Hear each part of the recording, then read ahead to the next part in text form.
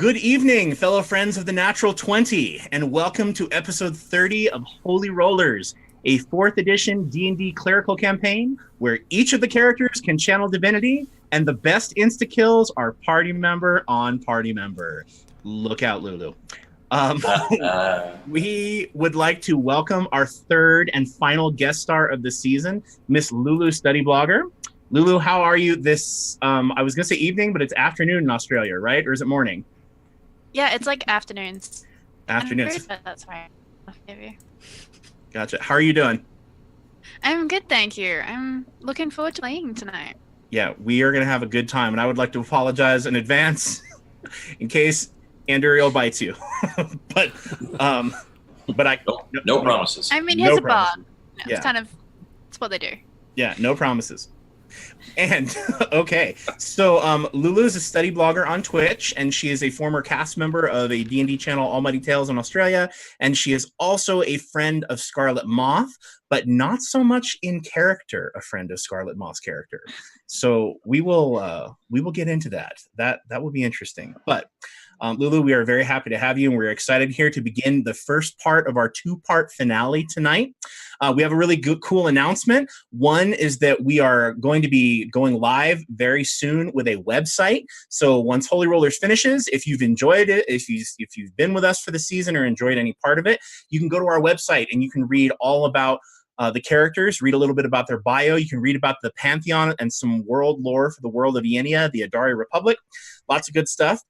There will also be a place and an option for you to have your character join the Divine Fellowship on Ienia, if that is something that sounds interesting to you. So we're going to be working on that. And also, we have a DM's Guild book coming out really soon. It's called World of the Witch. Ryan, do you want to tell them a little bit about what we're planning on having inside of it? I'd love to. Yeah, we're going to have, it's going to be completely 4th edition and 5th edition compatible. So it will have new backgrounds, which are 5th edition, character themes for 4th edition. The class itself for both editions, including powers all the way from 1st level at wills all the way through 29th level dailies for the 4th edition powers. New spells for 5th edition. 4th edition feats, 4th edition paragon paths, and then a whole bunch of really cool lore, both from the world we're playing in, Ienia, but things that can be put in just about any campaign, plot hooks for witches, some really cool NPCs, and some great art by our friend Ben. Yep, we're very, very excited. So lots of good stuff coming. We are going to be breaking after these 2 episodes until August sometime, but there will be plenty of things to keep you busy if you're interested. And we're excited. We're also going to have our guest stars characters up there also. So you'll be able to find Lulu's character up there once we upload and whatnot. So it'll be great fun. Now for a brief recap. Last time on Holy Rollerz, the party was freed from capture by Muggins, henchman of Lady Everine, false paladin of Bestera. Muggins freed Sister Faudever by taking animal form and chewing through her bonds. While Sister Faudever engaged the devil torturer, Moralcon, Lachlan, and Gizik managed to break their bonds. Then Sister Faudever managed to free Anduriel by slicing through his bondings with her greatsword on a natural one that also sliced through Anduriel. It was not the last time during the battle that Anduriel was struck, but that was nothing compared to when Gizik cast a scream spell and dropped Anduriel to a 0 with a critical hit. Anduriel has trust issues now. Maybe they're earned. Maybe he just has sensitive ears. Maybe, who knows? Maybe, yeah, too much screaming in his youth. There's trauma here, okay? Before the torturer could be defeated, the party was set upon by none other than mining guildmaster Travers, who was possessed by a chain devil and accompanied by crazed miners who got really happy with the dynamite. Gizik called on the power of his patron Sigrund in order to drive out the offending outsider, and then Muggins apologized for his part in our capture and departed. And that is where we left off, ladies and gentlemen. And so, without further ado, we will go ahead and begin. So, shortly after your battle with Mining Guildmaster Travers and his demolition experts, you returned to Castle Winterguard on the orders of the Night Lord. where he informed you, because he informed you that on the morrow he had intentions to arrest Mrs. Waterford and the Faith of Man's leaders for sedition, crimes against the church, attempted murder, malicious mischief, civil disturbance, and several minor traffic violations. The scene as you re-enter the castle is drastically different than the one you remember. For one, the drawbridge is down. There are just blades posted at the entrance and main hallways, and there is a flurry of people moving in and around the castle, scrubbing diabolical runes off of the walls, carrying out broken furniture, and they're on ladders making repairs to all kinds of things. You are guided by one of the Just Blades back into the Great Hall where you had combat previously. And that Just Blade tells you that you'll be met soon by the Mayor Domo, Ekron Pontifo. So what is everybody doing while you wait in the Great Hall? Just out of curiosity. I'm trying to decide how big or small I want my nose to be. So, just kind of keep messing with my appearance. You mean how big or small you want your nose to look, since it's an illusion? Yes. Okay. But, so you're in there. It looks real to everybody else. You're in there and Gizik's going... No, not like Pinocchio. More like bulbous, like... Just get, like... Okay. It's like the round, most growing subtle and thing shrinking. ever, though. You're Yeah. like, hang on, guys, wait, look. Yeah. Are you putting your thumb in your mouth and then it gets there? Oh, good idea. Almost like, hey, what do you think about it now? Like every 3 seconds. Okay. And you're like, Are there Speak visible to rooms you, from okay. where we are? There are. Unfortunately, people are still scrubbing and doing all kinds of things like that. It's kind of unpleasant.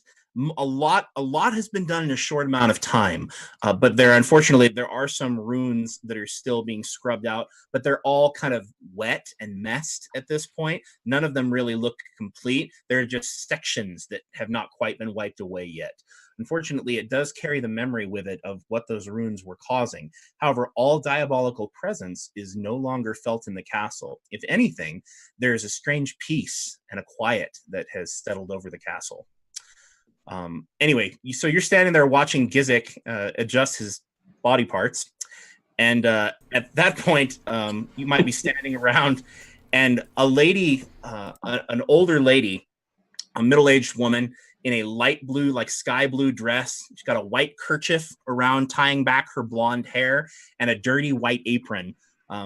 Little sweat, looks like she's been at it for a while. She's crouched down on her hands and her knees, and she is just scrubbing to beat the band against this, these diabolical runes etched onto the floor. And she calls out to Morokhan and she says, "Hey, you, big fella, can you come over here and help me, please?" Yeah, I'll head over there. Okay. So you come over there. Morokhan, you've had a lot of interesting reactions being a dragonborn from the people, mostly human and halfling and half-elven and elf. In the Adari Republic, you've had a lot of strange reactions, but she doesn't seem the slightest bit bothered or deterred by your appearance. So she says, "Could you scratch away the paint off of this etching? I don't seem to have the right tool." And then she kind of backs out of the way, and it's obvious she's been scrubbing for a while, but she needs something a little sharper. Yeah, I'll take one of my claws and I'll start scratching away at it.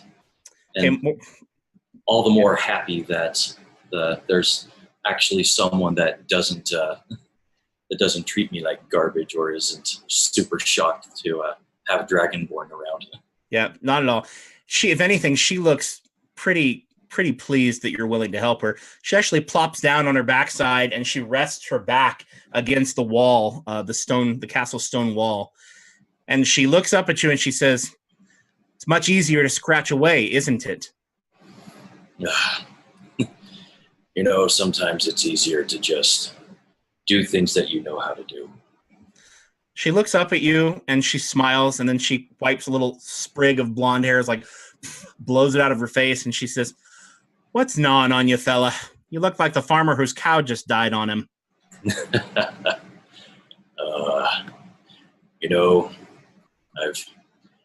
I've devoted myself to Hamina. I've thrown myself wholly to her. She's given me much. She's guided my path. She's shown me many things, shown me the path, and I've followed, never wavering. And every time I've engaged in an endeavor in her name, I've always succeeded, up until recently. And that horrible woman, she spoke blasphemy. And I engaged to defend the honor of my goddess. Amina didn't seem to hear me.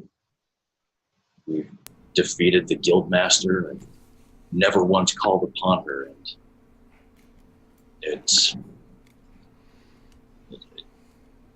I'm just a little confused. I'm distraught and embarrassed. She nods for a minute and she doesn't say anything. And she looks up at you and she says, "Let me ask you something. Did you become a priest for her to answer your prayers, or so you could answer the prayers of others?"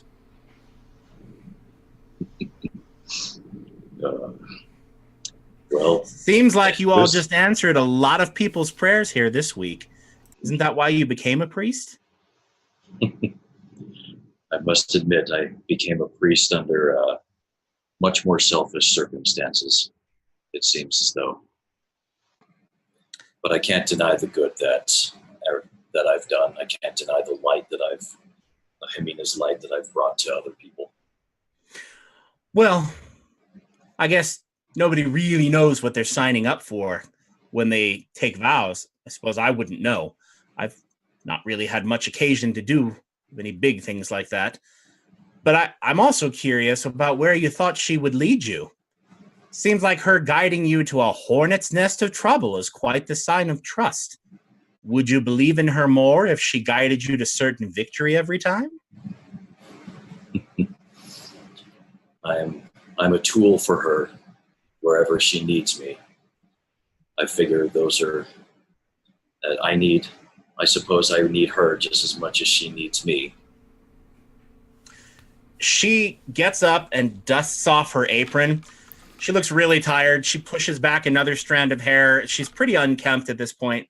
And she says, "You know, you priests are a special lot. You take on the troubles of the whole world, and things don't always turn out right. Mothers sometimes die, and not every illness is cured in time.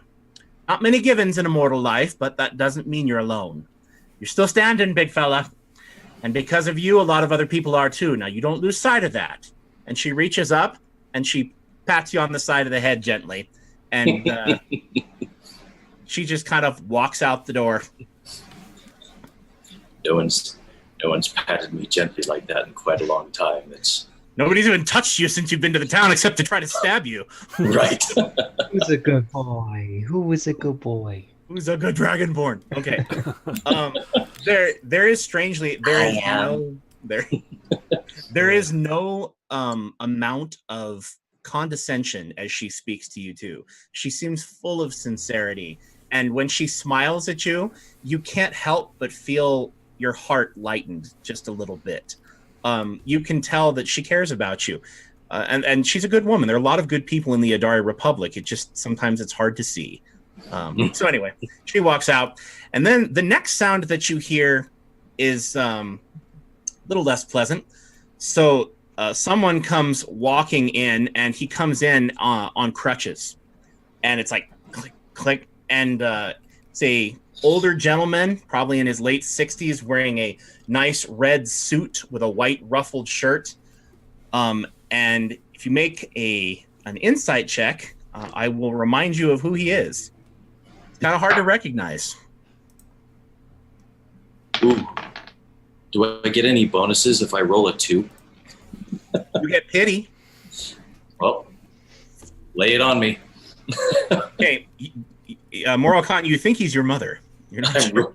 I'm rolling really well to start this. Mom? What about the rest of you? Anybody get I got a 50? 19. Ooh. I got a 10. Okay. Anduriel, you also think it's Moroccan's mother. I got a 27.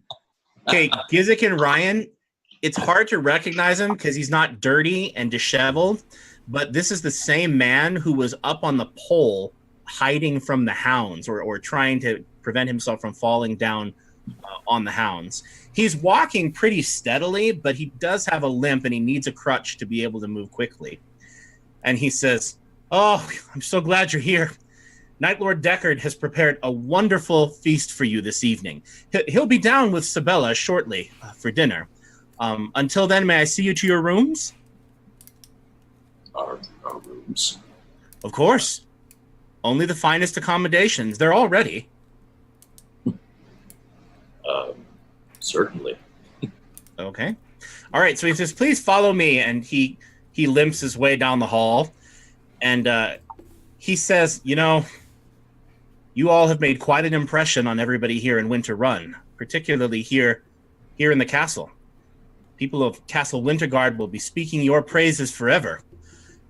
To tell you, we were so humbled and shocked when Sister Faudever's letter arrived. You know, the one about you all foregoing your reward on behalf of the Church of Bestera's charitable works. I have to tell you, the people were stunned. It'll be all over town by nightfall." The Night Lord actually shed a tear. Hold on. No, please. 1 moment. Please, you don't have to say anything. I know you're not that kind of people. I'll lay a big hand on Andoriel. Just let this one go.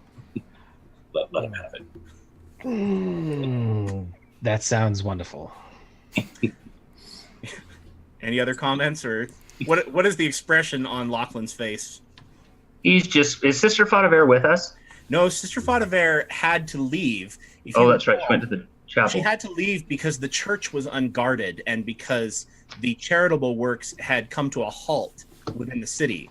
So Sister Faudever had to go, and she had to protect the chapel. She also went to make contact at the Rose Garden Inn with the 2 clerics of Bestera who are remaining. She said she had to organize the church amongst the people, and she had to separate, at least for a time. So Lachlan just says, "Oh, that Sister Faudever, such a joker. Just know that in the future, she doesn't speak for anybody except for Sister Faudever. Oh, if she sends a letter making claims about us, she doesn't know us that well. But thank you for the accolades. That'll be good." To support what the bard is saying, the good sister's heart is bigger than her brain. And that's all that needs saying. She has a sweet spirit. Oh boy. Oh, sweet spirit. Okay. He looks at Lachlan and he looks at Andoriel a little confused for a minute, and he says, "That's so strange. She said that she was now the leader of the Divine Fellowship." No, slaps a big clawed hand. Just. And Duriel turns to Morocon. "What about this one? Can I speak to this?" The Divine Fellowship has not officially been reformed with a formal hierarchy, but I can almost guarantee that Sister Faudever will be nowhere near the top of any such hierarchy. All right, he just kind of goes like, "Oh, well, I suppose you all know best. You're all so, yes. Well, we're here," and so he guides you over to the room. The rooms have been prepared for you. They're all down this hallway full of rooms. You're only occupying 5 rooms right next to each other in a hall of about 20 guest rooms. And they've been nicely prepared for you. And he tells you that you have about an hour before dinner if there's anything that you'd like to do. You seem to have a little hitch in your giddy up there, old man. Can I cast Healing Word on him? You can cast Healing Word, but let's have you make a heal check first. Are you trained in healing, Morocon? No, just trying to be a good guy. All right, let's see what you can perceive about his injury. Okay, well, It's all an act. He gets better tips if he limps. He's like Willy Wonka. He uses the cane and then he does a cartwheel. Ha ha! Well, I hope that's the case because I rolled a 3. Okay, Moral Khan, you think he's got a headache. That must be why he's limping. That hangover's really bad. Yeah. You can cast Healing Word on him if you want. Yeah. Okie dokie. Who needs medicine, or who needs to learn medicine when you have the power of a god to heal? Well, that depends on the injury. Okay. Okay, well. How does it look, Moral Khan? Well, it's, I am really rolling bad. So, is it my surge or his surge? It's his surge value, and you roll the 1d6. Okay, yeah, so +4. Okay. So you go to heal him, and first of all, he's a little startled because, I'm assuming light show of some kind, right? He's like, oh, and you heal him, and he goes, oh, well, now that feels good. And then he reaches down, and he's like, I don't think it'll quite do to fix everything that's wrong with my hip, but I sure do feel better. Sister Fadaver said I would need a remove affliction ritual to heal the wound completely.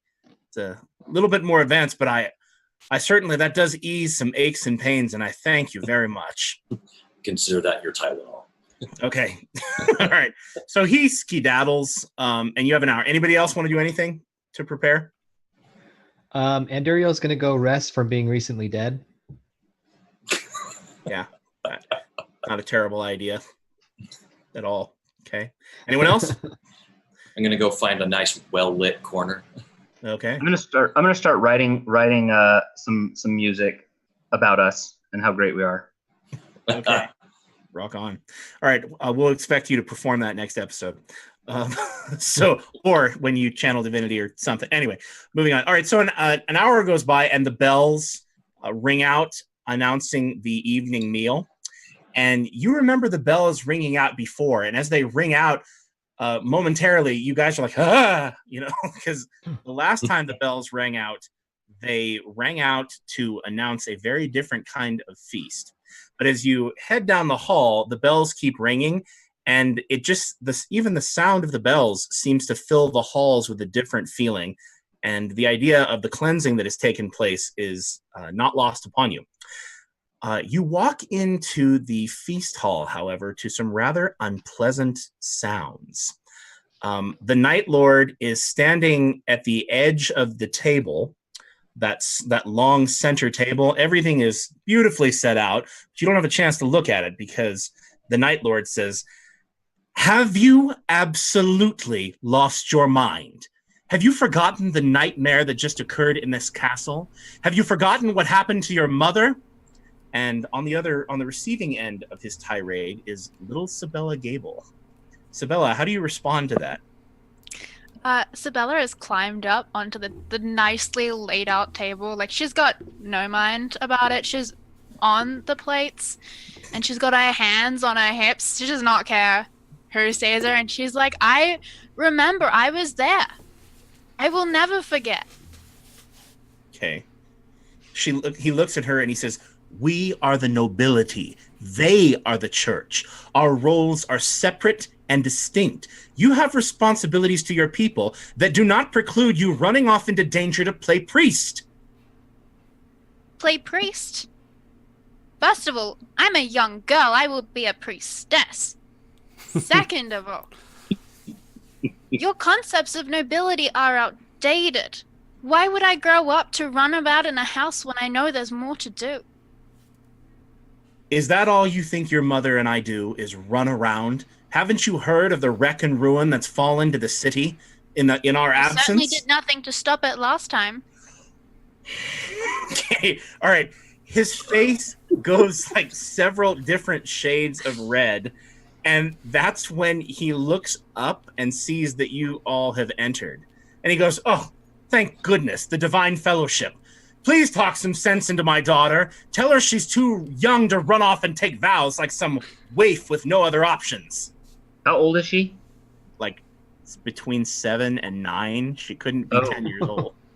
Oh, so 8.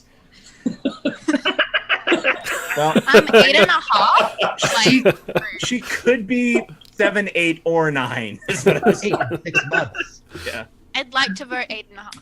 Okay.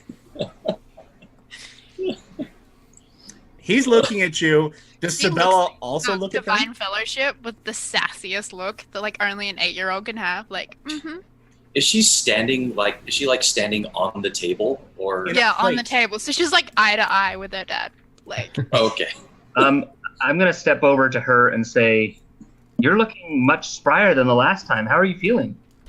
much better. Thank you. What is this? Would it be overstepping our bounds to ask what the problem is?" All right. The Night Lord shakes his head. He's like, "Please, go ahead." Well, tell him. Well, I want to join the church. Of I know Vestera? that. I don't know. I just know that there's a force that's greater than me, and they need my help. I have to go. That's very ambitious of you, but you don't know what the force is? I know that they made me feel better when there was nothing but darkness. Who's they? That was us. You'll have to forgive her. She was possessed and riding a flying tricycle at the time. I'm not sure she even knows who all of you are yet. Oh, good. She doesn't remember me. That's great. You're from my nightmares now. Not the first time or the last time.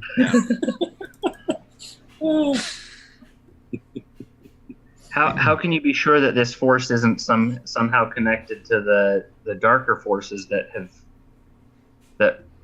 have been here before? How do you know the difference? The darker forces hurt me, and these ones don't. Do you have a name for those good forces? I just call them my friends.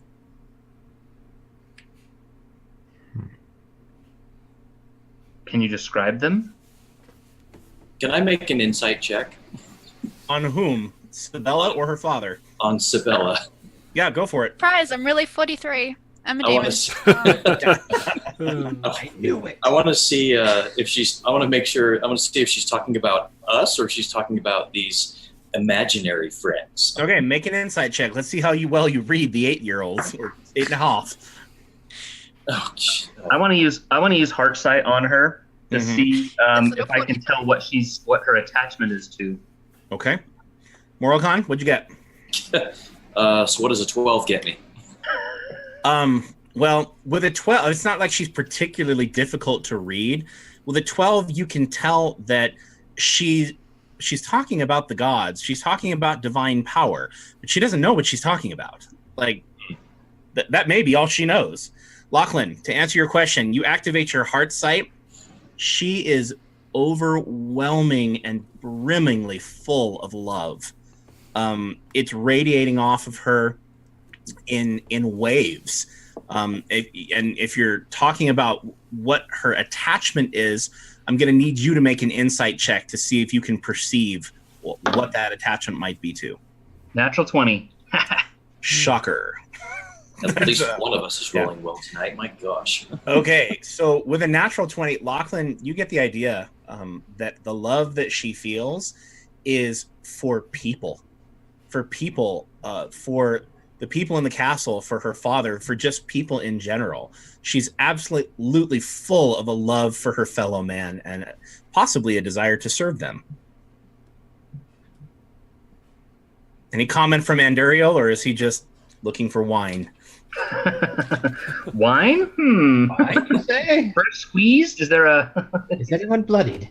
is there a jugular nearby?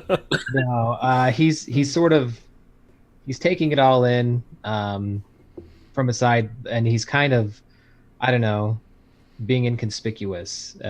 Lachlan's usually kind of right in the mix of things, but he's formulating an idea of what he could say to this girl, and if nobody else, like if Lachlan is done, he'll probably sort of like step forward. It'll probably look like he's gliding a little bit. Say, And Sparkle? no sparkles. Okay, sorry. Okay, now I'm scared. Yeah. No sparkles. No sparkles. Maybe a little for the 8-year-old. Maybe he'll allow it. So he kind of steps forward and he just looks down, or he looks at the girls as, Oh, little one. I see. I can have see a name. You have a name. Mm-hmm. Please. Cybella. Sabella Faudever, perhaps? What? Gosh. Nothing. You're weird. You're small. Not on the table. You have a good Sabella, point. Let me ask you Sabella. this. Well, hold, Bard. Let me ask you, little girl. Why now? What's so important that you must join a church now? Because I didn't know my friends before, and I didn't know how important it was before, but I hear them.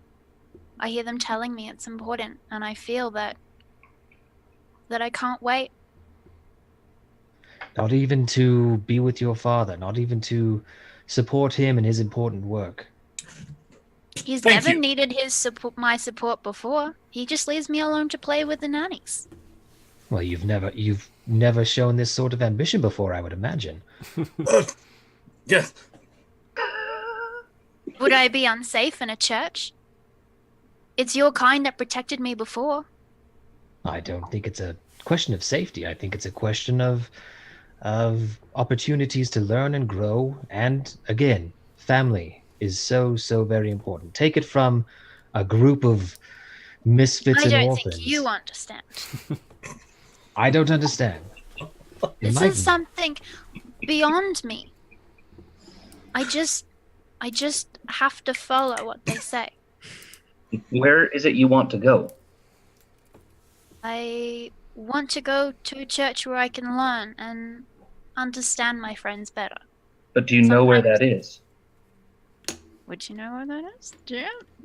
She's got no clue. I mean, you've grown up with the Church of Vestera. It's a theocracy, but she's like, I mean, it could be the Church of Vestera. She just thinks of a church as a church, right? There's a Church of Vestera in every town. Cool. I'm gonna get it every time. No. She like sits down on the table and she's clearly lost interest in this conversation. Like she's told you what she's had to tell you, and so she just starts playing. Like I don't know. I don't know, Bard. I like this one actually. I want to say to the Night Lord, say, may I speak to you in your mind, Night Lord? Is it gonna hurt? That we may speak privately, and then I'm going to speak to him, and just the adults, and exclude her. Speak to them and say, I wouldn't worry about your daughter.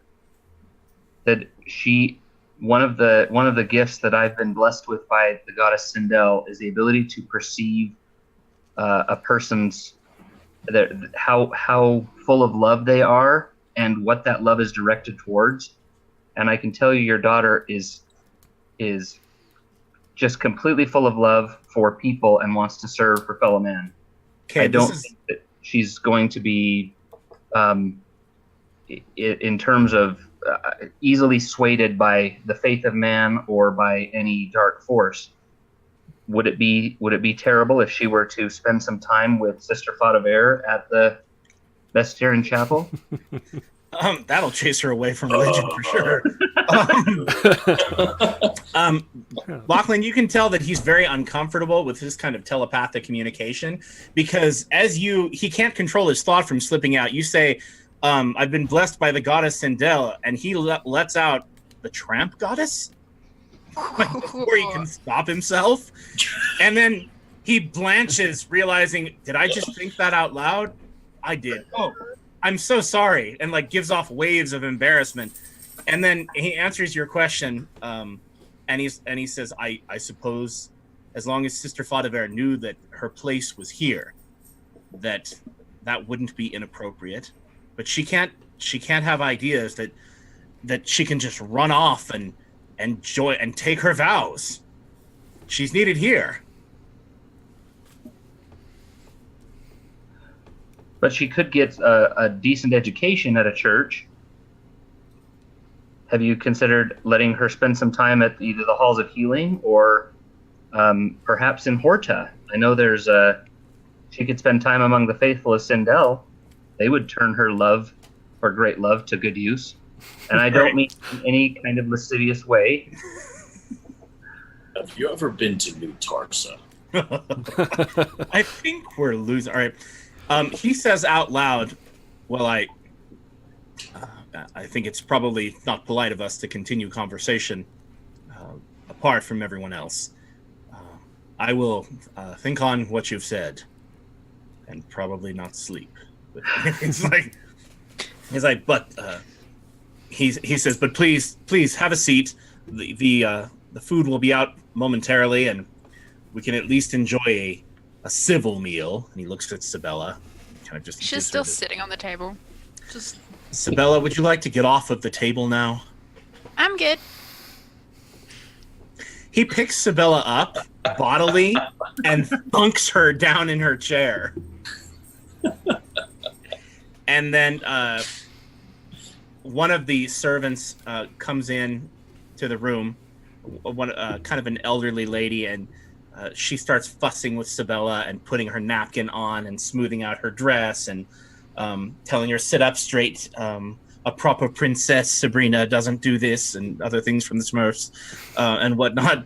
And anyway, the meal continues and proceeds, and the Night Lord turns the conversation to the faith of man, and he says, "Are you all?" I mean, this after the meal has progressed a bit. He turns the conversation and says, "Are you all prepared to accompany me still tomorrow when we arrest the faith of man?" We're committed to doing whatever possible to make that happen. Excellent. He Do we says, have to arrest them? I mean, we can just execute them. He smiles and nods at you, and he says, "I like your thinking, Mr. Gizik." He says, "Unfortunately, this is a country of laws. They must be arrested.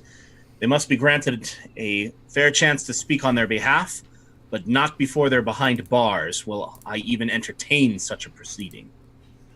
Have you been able to gather more information from your court magician? Indeed. Sir Mordovir has been quite forthcoming in his efforts to forestall his own execution. Sir Mordovir tells a tale of poison and of quite a bit of scheming on behalf of the faith of man. Mrs. Waterford and several of her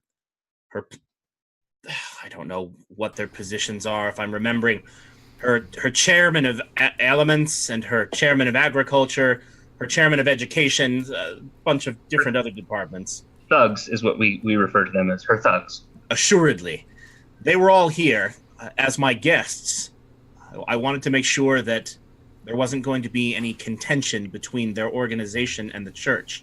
She purchased the building legally, but we had no idea what she was planning on beginning, and she left that night having given me her assurances that all would be well, and that she had no intention of creating a ruckus. And clearly, not only did she lie, but her intentions were far more nefarious.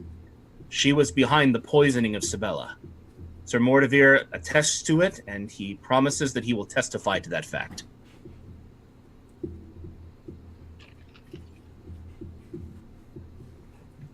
He says, a little bit before noon tomorrow, or perhaps a little bit after, depending on what I'm able to get done in the morning, I intend to go down with as many of the Just Blades as can be spared, and arresting all of their leaders, and anyone else who makes a nuisance of themselves.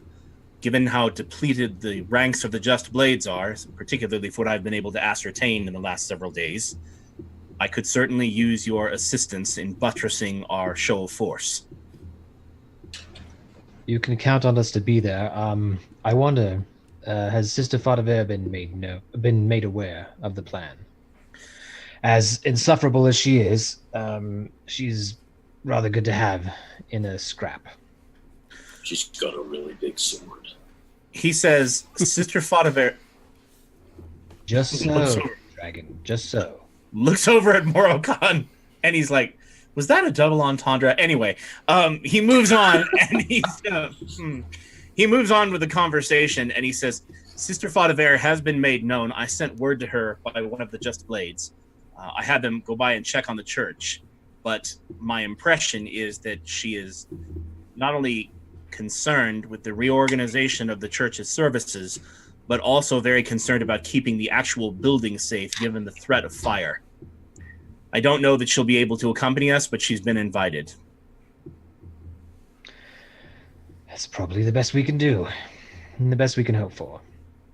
Oh. Well, and may I just say on a personal note, when I received her letter saying that you would forego any reward,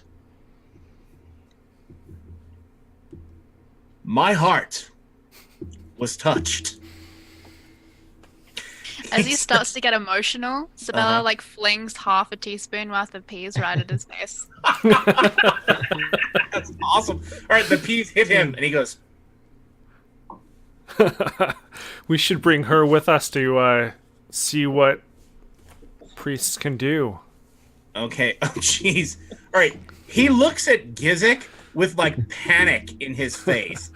I'd like everybody to make an insight check, please. Bring her to arrest the faith of man. 19. Oh 17. gosh. Should be Insight, great at it. 13. 8. You gotta Moralcon, change dice, bro. You gotta change dice. Yeah, no kidding. Moralcon, you seem to think that deep down he thinks it's a great idea. The Night Lord, you think the Night Lord is really on to this. What do you say now that you think that, Moralcon? Do you say anything? It would. Well, if she's so interested to see how people of the cloth function, then maybe it wouldn't be such a bad idea to bring her along to show her what's up. Lachlan and Gizik, what did you guys roll? 19. And Duriel. 17.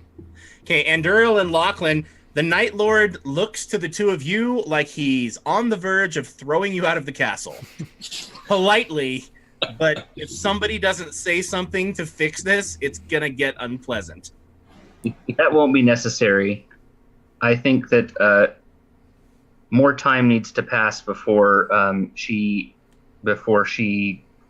is exposed to further trauma. I couldn't agree with you more. Sabella, you look like you're done. And he looks over. He looks over at the lady who's been fussing over Sabella for the last, getting her napkin. Yes, Dame Barbara, all of that thing. And this woman is covered in food. Yeah. Her name is Mercifa, and he says, "Oh, Sabella, you look like you're done. Mercifa, would you please take Sabella up to her room, please? I don't think she wants dessert tonight." Drags you quickly out of the room. All right, well, that was the show. Bye, guys. Okay, there you go. And moving on. Okay, anything? Does Sabella kick and scream, or does she just go, or what? Oh yeah, what's that? An opposed strength check? 12. Okay. She got a 17 without her modifier. So Sabella's like, nope. And her poor Mercifa, the sad part is she was Lady Anastrace's lady in waiting. This was not the job she got hired for. And so she's dragging this child kicking and screaming. She gets hit with the potatoes. I mean, it's just, and she says, "Oh, of course. I'm sure she can have her dessert later." I mean, it's just this. The Night Lord looks just absolutely humiliated. Like he's just like, and he politely changes the subject to the getting the cheese back under. My friends won't forgive you. And she's dragged out the door. Okay, all right. So skipping ahead a little bit, we're going to switch gears now. And we are going to switch over to Lavender, Priestess of Vahara. So, Lavender, you received a very special letter not too long ago that you decided you had to absolutely respond to. And you arrive in Winter Run at about, give or take, probably about 10 o'clock, 10:30, between 10 and 11 in the morning, somewhere around there. and you arrive at the Faith of Man's embassy. And approaching noon, it's a stout, tall wooden building, more functional than decorative, but it's in the midst of quite a bit of bustle.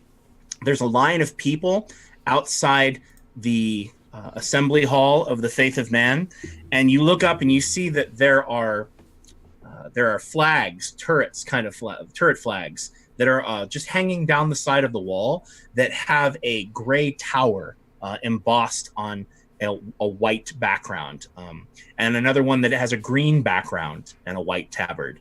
And you get the impression that maybe these were kind of constructed from whatever cloth was lying around. The tower, however, is distinct, that has been emblazoned on it. Very cool. Sensible. I like it. Yeah, it's functional, right? And it's pleasant looking. But there's a line of people who are waiting to get in. There's about, I don't know, give or take 50 people waiting outside in this line to get in. But the doors are open. You can easily get past the line, but they're kind of just all waiting. Okay. All right, I'm gonna walk past the line. I mean, logic says. Okay. Why wait if you don't have to? Okay. So you come into the assembly hall of the Faith of Man, and that would be this first map right here that we gave you. So you are coming in the front door of the assembly hall, which is square 8A. And you are greeted by all of those little squares in the front. They're desks, several desks. And there are people who are just slowly coming in and out, escorting people back. You hear the sound of the next room of plates and knives and forks, and people are moving in with trays of food from far down that hallway that you can see. Right. And there is a woman in a brightly colored skirt who has a very distinct look. Her hair is tied back in a kind of a red bandana. She's got a little coin up in one of them, and she's wearing a white blouse. Her skirt's beautiful. It looks like it's hand woven, and it looks to be and when I say hand woven, I'm not talking about like just somebody did sheep and wool. Looks like it's made of, maybe fine silk, maybe a few others, but it's multicolored. It's like red and blues and greens, not necessarily like a rainbow, but kind of just a mishmash. But it's absolutely gorgeous weaving. And she looks up and she sees you, and she comes over and she says, can I help you? You hungry? You need a meal? I'm all right, thank you. I was invited here by Mrs. Clary Waterford. Oh. She says, oh, you were invited by Mrs. Waterford. Yeah. That is excellent. Are you Lavender, the priestess? Yes, that is me. Lovely. You are most welcome. We're happy to have you here. If you would just give me a moment, I will go and get Mrs. Waterford. Could you... or will you come with me? You want to walk with me? Oh, yeah, I'll go with you. All right, so she waves and beckons you down the hall, and you come in to this area where there are probably about 100 people in that side room to the right, where you see all those. They look like H's, but they're chairs. It's this huge room with all of these chairs set up, and there aren't even any tables set up. Everybody's just kind of sitting with their plate in their lap, and there's a meal. And at the end, where you see kind of that dais with the two candelabras on the other side, there are big tables. And for those of you who are here, Ryan, you want to link the battleground in chat? Possible for you to do that, or what not? So you're walking in there, and it's just this big soup kitchen operation. And there's a lot of people there with, gloves, white gloves up to here, or brown gloves, black gloves, whatever they can use. And they're getting this food out as fast as possible, but they're kind of racing. One lady draws your attention, and she looks up and sees you. She's wearing a beautiful blue dress, kind of a floor-length skirt. It's poofed out like a bit of a hoop skirt. She's got makeup and earrings, like she's wearing silver jewelry. She's just done up like she's going to prom or something. And yet she's digging her hands in, scooping out potatoes and scooping out, beans and whatever. It's a pretty simple meal, but she's, just in there with everybody else. Anyway, she has yet to see you. Okay. I'm sticking with. I didn't get her name because I'm a bad person. The colored skirt lady? Yes. You didn't ask her name? You can ask her now if you want to. Oh, so we're walking, and obviously I'm sorry. You know my name, but I don't know yours. Marietta. My name is Marietta. And then she points to the lady in the blue dress, and she says, there is Mrs. Waterford. She will be very happy to see you. Thank you, and I thank her, and I walk up and say, Mrs. Waterford, I hear you've been expecting me. She looks up, and just her face lights up with this just great smile, and she says, oh, I haven't been so happy to see someone since I was starving in the streets of Lair and the Hope Maidens came around with bread. Please be welcome. Can I get you something to eat? A drink, perhaps, to take the edge off? Oh, I'm quite all right. You seem quite busy here already. Oh, we are. We're always busy. There's ever so much to do since the clergy was arrested, don't you know? Shameful business, that. You did mention issues like that in your letter, yes. I did. I'm so glad you're here. Can we talk out here, or would you prefer to chat in my office? Are there secrets to tell me? I'm sure there's a whole... some of the material is sensitive. It might be better if we retired, just to not alarm any of the good people here enjoying their meal. Well, I wouldn't want to disturb anyone. Your office sounds fine. She takes off her gloves and brings you back to her office. So you go ahead and down that hallway, Lavender, past there, and you see bunch of doors that are open down the hallway as you walk down. You pass one area, and there's another area full of long tables you can see on the left. And on the right, there's a door open that you pass down, and there's another couple of tables that are a bit smaller. And then you pass a room just full of cots, temporary bedding that's been set up. There's a tool shed. I mean, this place is kind of jam-packed as you look at it with all of these things. It's stuffed full of useful things. I mean, this place looks like a Salvation Army or something. Does it look used, or does it just look like it's there? It looks used. A lot of it. Like the tools have dirt on them. Let's have you make a perception check to see how noticeable, how well you notice things. That's a natural 20. Oh, beautiful. You like to see it? No. We only do that when we back it up with a 6. So we take the 20. So here's the deal. Everything in here does look used, and it looks great, but you also get the distinct impression that some of this stuff was hastily assembled. Like that's not what was here before. And particularly the area that you come down all the way at the end where you see all of the beds, there's dust of different objects that were there, and you catch it with that natural 20. You're like, what? So some of this stuff, it's all well used, but you do catch some stuff that looks like it's been hastily set up, possibly for, I don't know, someone to see something different. Who knows? That's crazy. What? Yeah, I know. Who would do that? I know. All right. So you come back and sit down in her office, and she closes the door, and she offers to get you a drink. She goes over and pours herself some brandy. Oh, I'm okay. Thank you. Okay. All righty. So she goes and she says, well, you've received my letter. So how much do you remember? How much do you know about what's going on?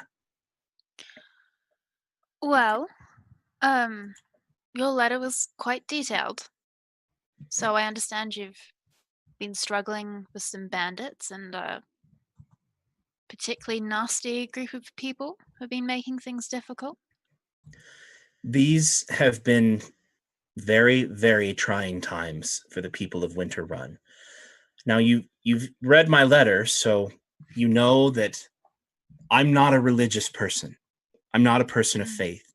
You know I don't believe in the gods, but when I heard that you were in the area, well, I figured if anyone can have a civil discourse about faith and about its place, or people's freedom to believe in what they choose, that it would be people who worship Vahara. Your faith is all about logic and science and reason, is it not? Oh, I'm most excited.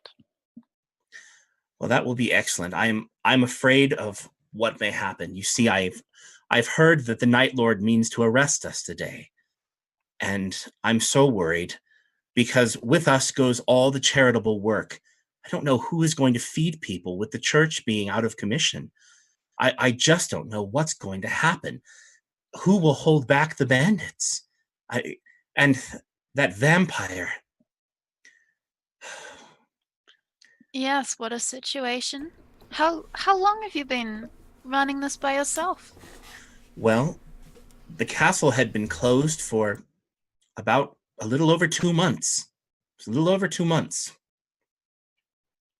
2 months, my goodness. That must be quite the expense. Well, we do a lot of charitable work, so we do have some funds, but we also produce things. I'm very proud of that. One of our missions here at the Faith of Man is to help people to become self-reliant. And so you see, we do have members of our organization who have their own employment, and they do sometimes contribute funds for us to be able to buy the food. And we do have to stretch our coins. I won't lie about that, but we do what we can. And we are self-sustaining. One of our goals is to train people for careers. We do quite a bit of that. And so if you could, I don't know, serve as an intermediary so that this doesn't boil on over into some kind of conflict, then I think that would just be marvelous. You mean today? They're coming today. In fact, they may be here any moment. I don't know when they're planning to arrest us, but I can tell you. What? Is that what she says? Yeah. Okay. Does she say it like that too? Like, oh, yeah, like, she's a bitch. all right. And she says, I promise you, my only motivation is to make sure that we're able to continue helping the people of this city until such a time as our help is no longer needed. And then we'll be happy to turn over the charitable works back to the church. Or, You would? of course, we have no desire to force people to believe things that they don't agree with. We only want to present another road. If people choose to walk. Eager to hand these charitable services back? You don't enjoy them? Oh, no, we would love to continue them. And of course, if the church isn't able to continue because the people of Winter Run reject it, well, the Faith of Man will happily step up and establish more permanent services. The so more they have to accept your principles to get your help? Oh, no. No, not at all. We feed everyone who comes to the door. Our career training. Why couldn't you and the church work at the same time? Oh, but I think we can. Well, great. She's like, so is Lavender not buying? Is she like flat out saying like, she says, the biggest concern that I have is, if you read my letter, the Night Lord has recently been possessed by a fiend, some kind of outsider. Yes. And I believe it was all orchestrated by that wicked warlock priestess, Aelin. Okay. I'm aware of that creature. Are you hiding your reaction to Aelin, or are you just kind of... Oh, she's mad. Okay. All right. She says, the truth is, Aelin is a monster. Yes. I believe that she was responsible for the summoning of the demon. She may even be the one who lured the vampire here in the first place. All I know is that everything started when she came here. Well, creatures of that nature do tend to bring trouble of that sort. I wouldn't be surprised if is all due to her. But don't you see, my dear, if they're coming to arrest the leadership of the Faith of Man, and if he's still possessed, or, as I've suggested to you, all of those priests are under the vampire's charm, his gaze, his thrall, well, Aelin will have won. and Winter Run will fall into complete irreparable despair.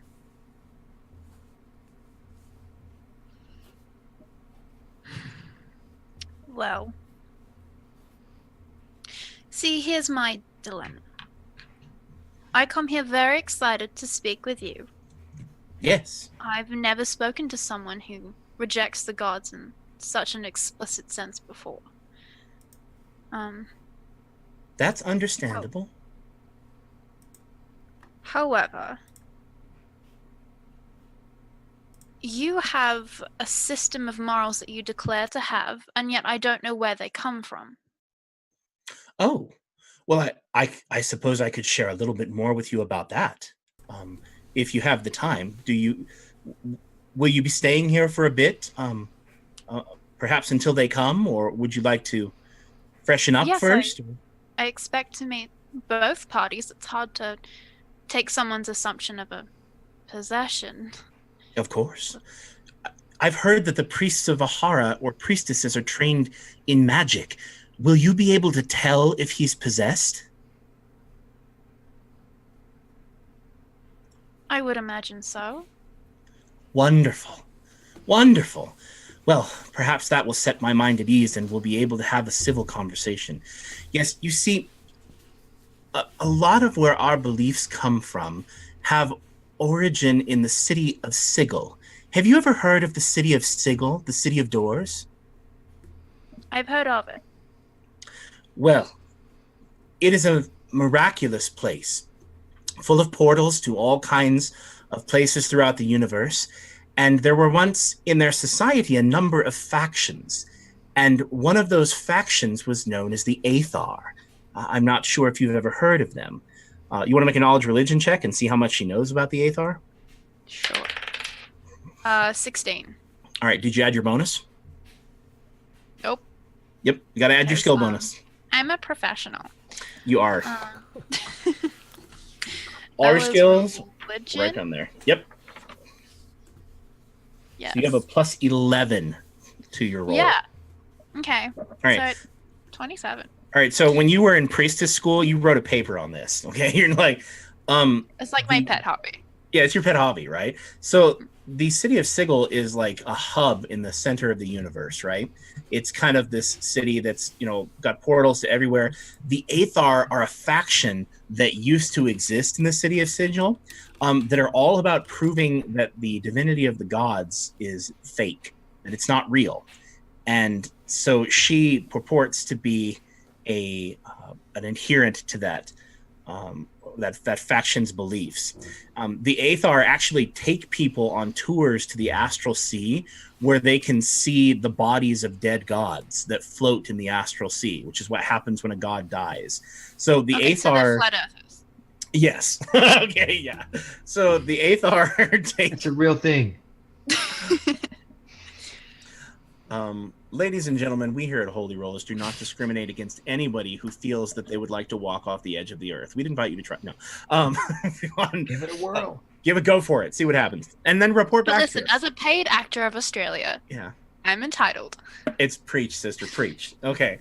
Well, you guys are close to the edge. If I were you, I'd be worried about falling off if I were in Australia. It's terrifying. I mean, you must be worried. Thank gosh. Okay, so Sorry. That's awesome. So in any case, you go, she launches into this discussion and basically tells you that the Aethar and all of the other factions of Sigil were annihilated by the Lady of Pain, who's kind of like this supremely powerful, non-divine being who's got the power to kick gods out of her city.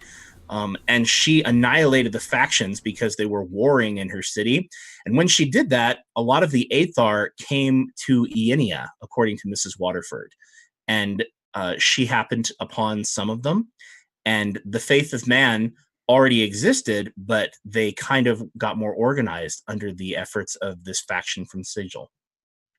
So she tells you all about it. She actually tells you that she's been to the corpse of a dead god herself, floating in the astral sea. And she's seen them, and she knows that it's real, and that convinced her. And she also says she's had some unpleasant experiences with the church that she'd rather not get into. Anyway, you're in the middle of a conversation. You've been talking to her for, good hour, probably somewhere around there, back and forth and whatnot.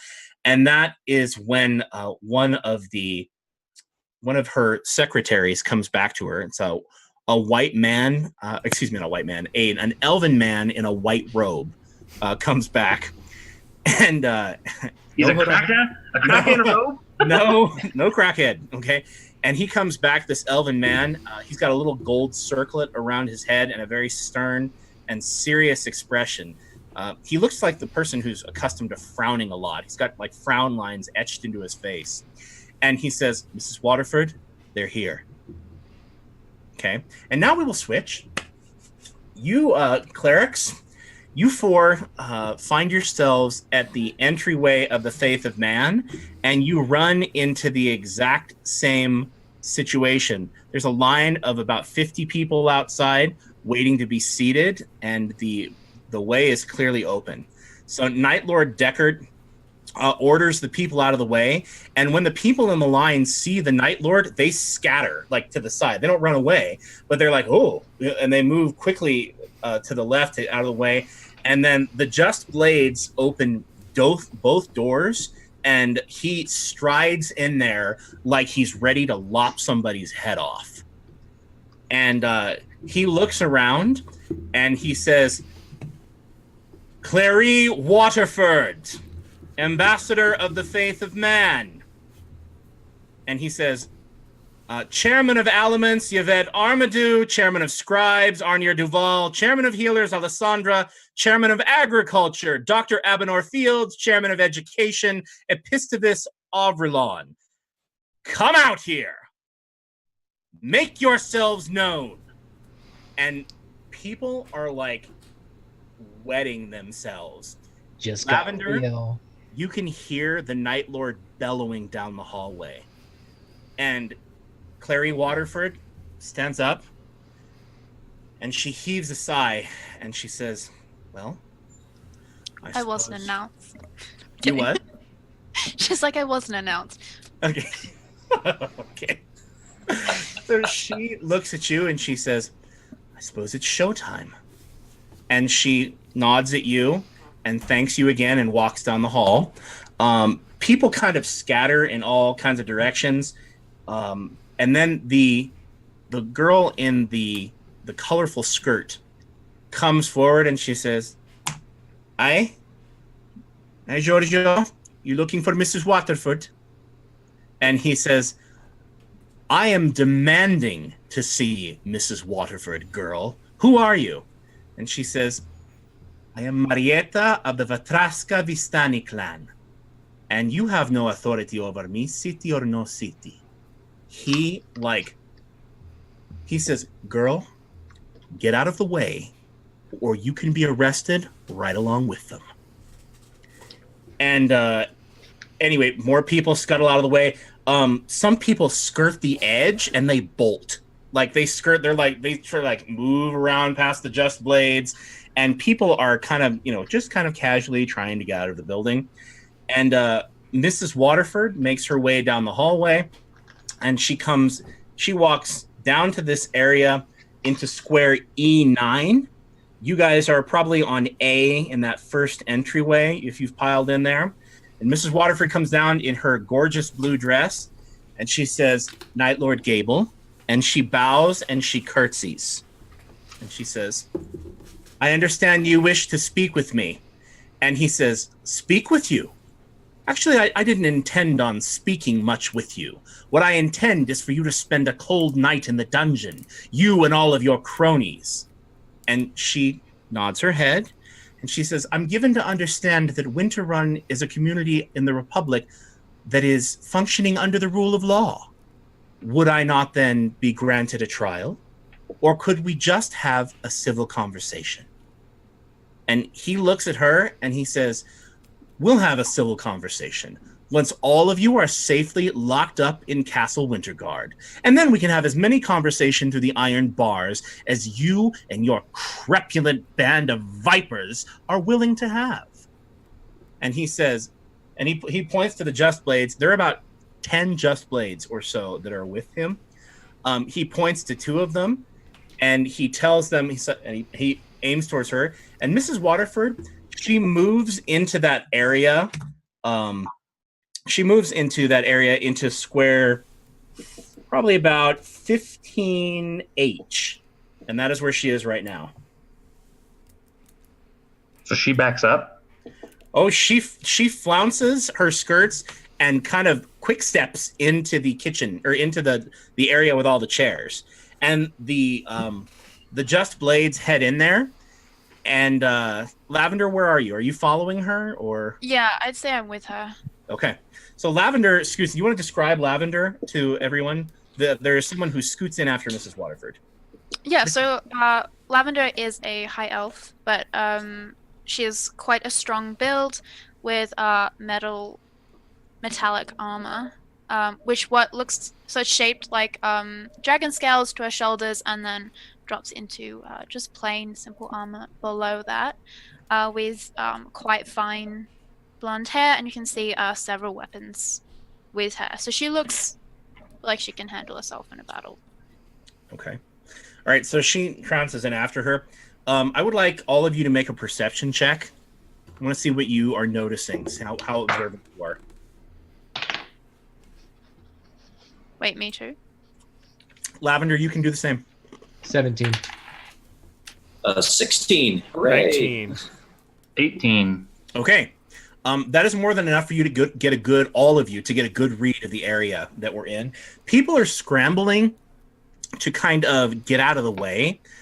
Some people have just, squeezed out the door, and the Just Blades are letting them, right? But they look like townspeople. As you see Mrs. Waterford scoot in, you're looking into that area with the chairs and seeing there are quite a number of people in there who look as though they're not quite so intimidated by the Night Lord as they should be, and maybe even a little bit standoffish. Their posture, their body posture, and whatnot, they're not moving the same way the other people are moving, which is why I had you make a perception check instead of an insight check. They're just not moving out. They're just not moving in the same patterns as the people who are afraid. So do you follow Mrs. Waterford in there? Yeah. What about the rest of you? Were we not in there already? Where were we? Did you follow her? I don't know. She quick stepped in We were there. in that entryway, right? Oh, we came into the entryway. Yeah, that's right. Yeah. And she flounced right on in there. I want to stay right near the Night Lord. Okay. Yeah, All right. probably. He points to two of the Just Blades who go in to arrest her, presumably, and then you hear those same Just Blades say, "All of you people need to stand aside. All of you people need to just move on out of the way.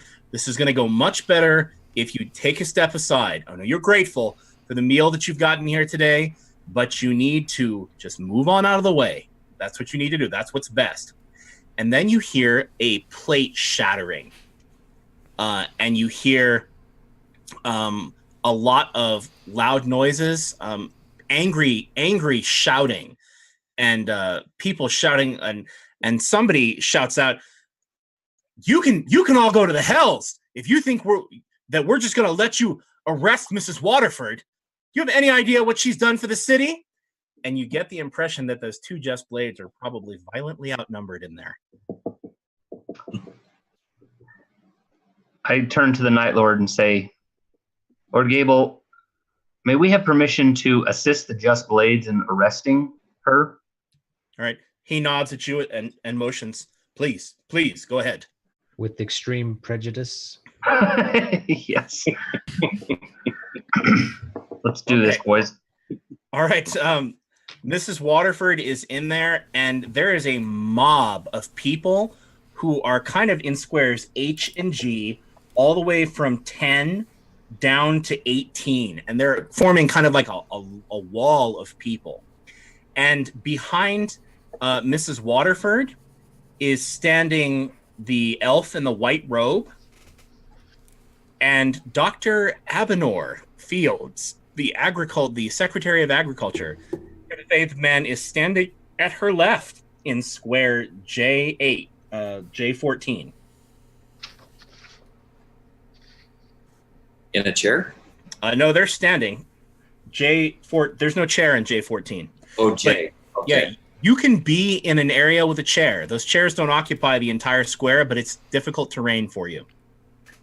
Where's Mrs. Waterford? She is in square I-15. That's where she is. Okay. So this, for those of you who are at home, that's the setup we're looking at right there. Miss Waterford down there, Dr. Fields, and then what's his name in the elf with the white robe, the gold circlet. Now, I will also mention that in square 18I or 18J at the edge of the room, excuse me, there's a little old lady sneezing. No, there is something draped under a heavy, heavy cloth, and standing next to it in square 18H is another personage. He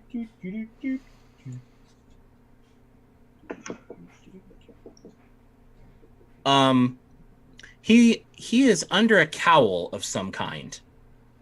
You said 18H, so not next to this something, but a space away inside of the wall of the mob?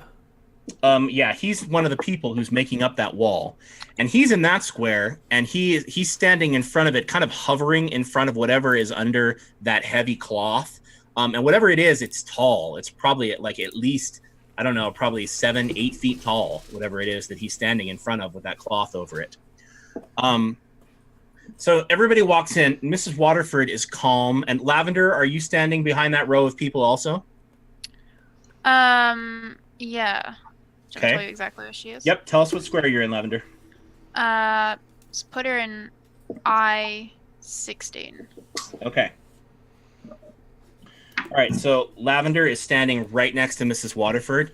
And as you guys come charging in, this mob of people is like, they've got their arms linked together and they're looking at everybody, and they're like, they're shouting at the Just Blades. There are people on the other side of the room, like in lines A and B, who are throwing food and plates and silverware at the Just Blades, shouting things at them like, "You have no idea what we've been through while you've been sitting up in your prissy little castle," and just things like that.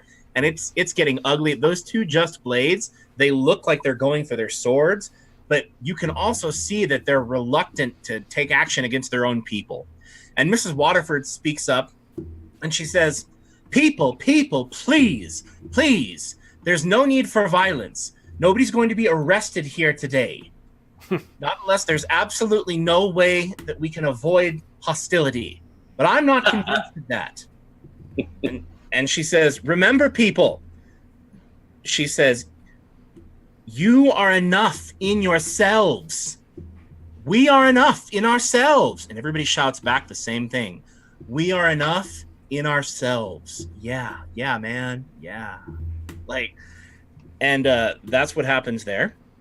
And then Mrs. Waterford says, why should I allow you to arrest me? Was it not the Night Lord, his wife, and his daughter that were all recently possessed by outsiders, fiends? How do we know that you're not possessed now, any of you? No, it seems to me that your orders are suspect, and I can't allow you to remove the only force keeping order here until help arrives from Horta City and the Tri-Lord. And people in the mob are kind of like in that wall, and also the ones who are back against the wall. They're like, yeah. What do you do? Oh, that escalated quickly. It did, didn't it? Yeah. So how are these people in the mob dressed? Are there people that could be red caps? Make a perception check. I'd like to do the same. Go for it. I would like to use Blood Sight. Okay. 23. Morocon? 18. Natural 20. Oh. Ooh. And Duriel, there is one red cap in the room, or somebody who's giving off a fey aura. It's the dude in front of the cloth draped object who's got the cowl far over his head. Cowl. He's the only one in the room, Anduriel, who's giving off a fey vibe. Okay. I'll communicate that to Lachlan through the mind meld. Can I do that? I can do that. You can talk to him and he can hear you, but you can't talk to anyone else. Gotcha. It's a straight shot. Have a care, Bard. The thing over in that corner is a red cap, or some sort of fey devil. Who else is so? How are the rest of the people in here dressed? They're all townspeople in various states of dress, but most of them, by their clothing, look very simple, look very poor. Does Morrican notice any of that too with an 18? You don't see any sign of a red cap. They're not carrying swords. Some of them, however, are carrying farm implements like a hoe or a pitchfork or maybe even a hammer or something like that. But none of them are carrying like what you would call weapons. Not that any of you can see, even with a natural 20. Mrs. Waterford is carrying weapons. I wouldn't expect any less. And Duriel, with a natural 20, you can see that one of her breasts is elevated. From the previous battle, you know she keeps a razor and a dagger or knife in there. Okay. You rolled a 20, my friend. So I'm seeing everything. Okay, I want to. You haven't seen it all yet. I want to step forward. Well, actually, no. I want to use my heart sight again here, and look and see. Do these people look like they lost their love? They're low. A lot of them are low. You can only detect love. You can't sense like anger, but you can feel the anger. All of you can feel the anger coming off of these people. They're mad. Same. Can Lavender go up to some of the people who have just got the farm implements and try to encourage them to go outside? Sure. Make a diplomacy check. You Okay. have... Are you trained in that? Prob's not. Nope, but you do have a +3 bonus, so roll the 20 and add 3. I'm charismatic. No, I'm not. That's a natural 2, so that's a 5. All right. I just pushed them outside. Get out, you Not for dumb you. people. So, Lavender, one of these people gets too close to you, and you're like, go outside. You push them, and they're like... Oh. And it's this great, big, enormous, slovenly looking man. He looks up at you, and he pushes you back, and he goes, you go outside. I'm gonna roll a diplomacy check as well. What are you gonna say? Because if you say something good, you might get a bonus. And given the way you're rolling, I'd want that. Yeah. So, all right. Well, I'm going to. Do you want me to say it first, or do you want me to roll first? Say it. You say it, and we'll see how convincing it is. This elf woman speaks the truth. If you are not here to be arrested, I would suggest you do yourselves a favor and just leave. If this turns out to be nothing, you will still have a place to come back and stuff your faces. All right, make a diplomacy check, my friend. Oh, please. Oh, yes, I rolled well. And with my diplomacy, it's a 26. Okay. Alrighty. So, But better than me. some of the people... I am trained in diplomacy. Some of the people look at you like, oh, okay. Like maybe he's got a point. Like, and they look down at their food and they're like, oh, maybe this isn't worth it. Can I follow that up with an intimidate check? Go for it.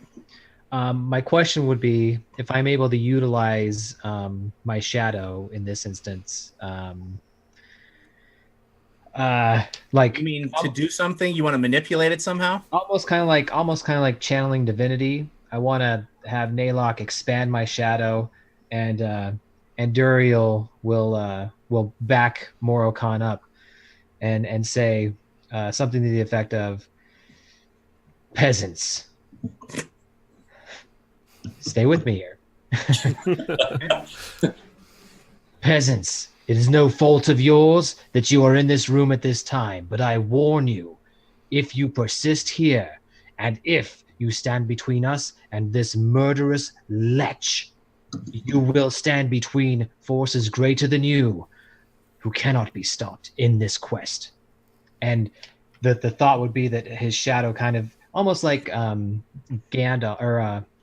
I have not come to rob you. Yes, almost kind of like that. I got you. So Here's what I will let you do.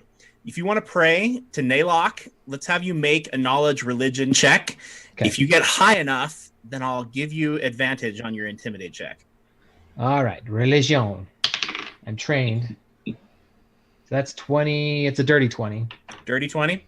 Okay, dirty 20 is enough. You are able to manipulate your shadow slightly, and now you may have advantage. You kind of startle some people. Go ahead and roll the die 20 twice. I'll give you greater advantage on your intimidate check. Well, the first one is a 1. Let's try the second one. Can I give him like an extra D6 of inspiration if, as he's expanding, I kind of do this dragonborn growl behind him? Since you've already had your turn, I would probably say no, but on the following round, I'd let you do that. Okay. First one was a 1. Second one is 29. Okay. So you do that, and there's an audible gasp that comes out amongst everybody. And people begin like scrambling to the corners of the room. Some of them, the ones that are near the entryway. Andriel, where are you standing, by the way? I need everybody's position. I'm going to be inside the doorway at F10. Okay. Just inside. Is that just inside, or is F11 just inside? F10 is in the doorway. Okay. There's what you see, that squiggly line is a curtain. They don't even have a door in front of this room. Oh, okay. He can be holding. I'll be in curtain F11. open. Okay, Anduriel, where are you? I am in C5, so just kind of staring Mrs. Waterford down. Okay, you couldn't see Mrs. Waterford from C5. Oh, because she's got the crowd around her, huh? Yeah, and there's a curtain. Where, Got a telescope.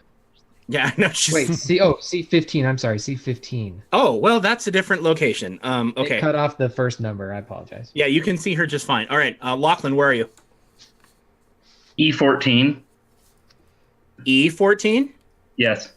Gizik, where are you? I'll be E13. All right.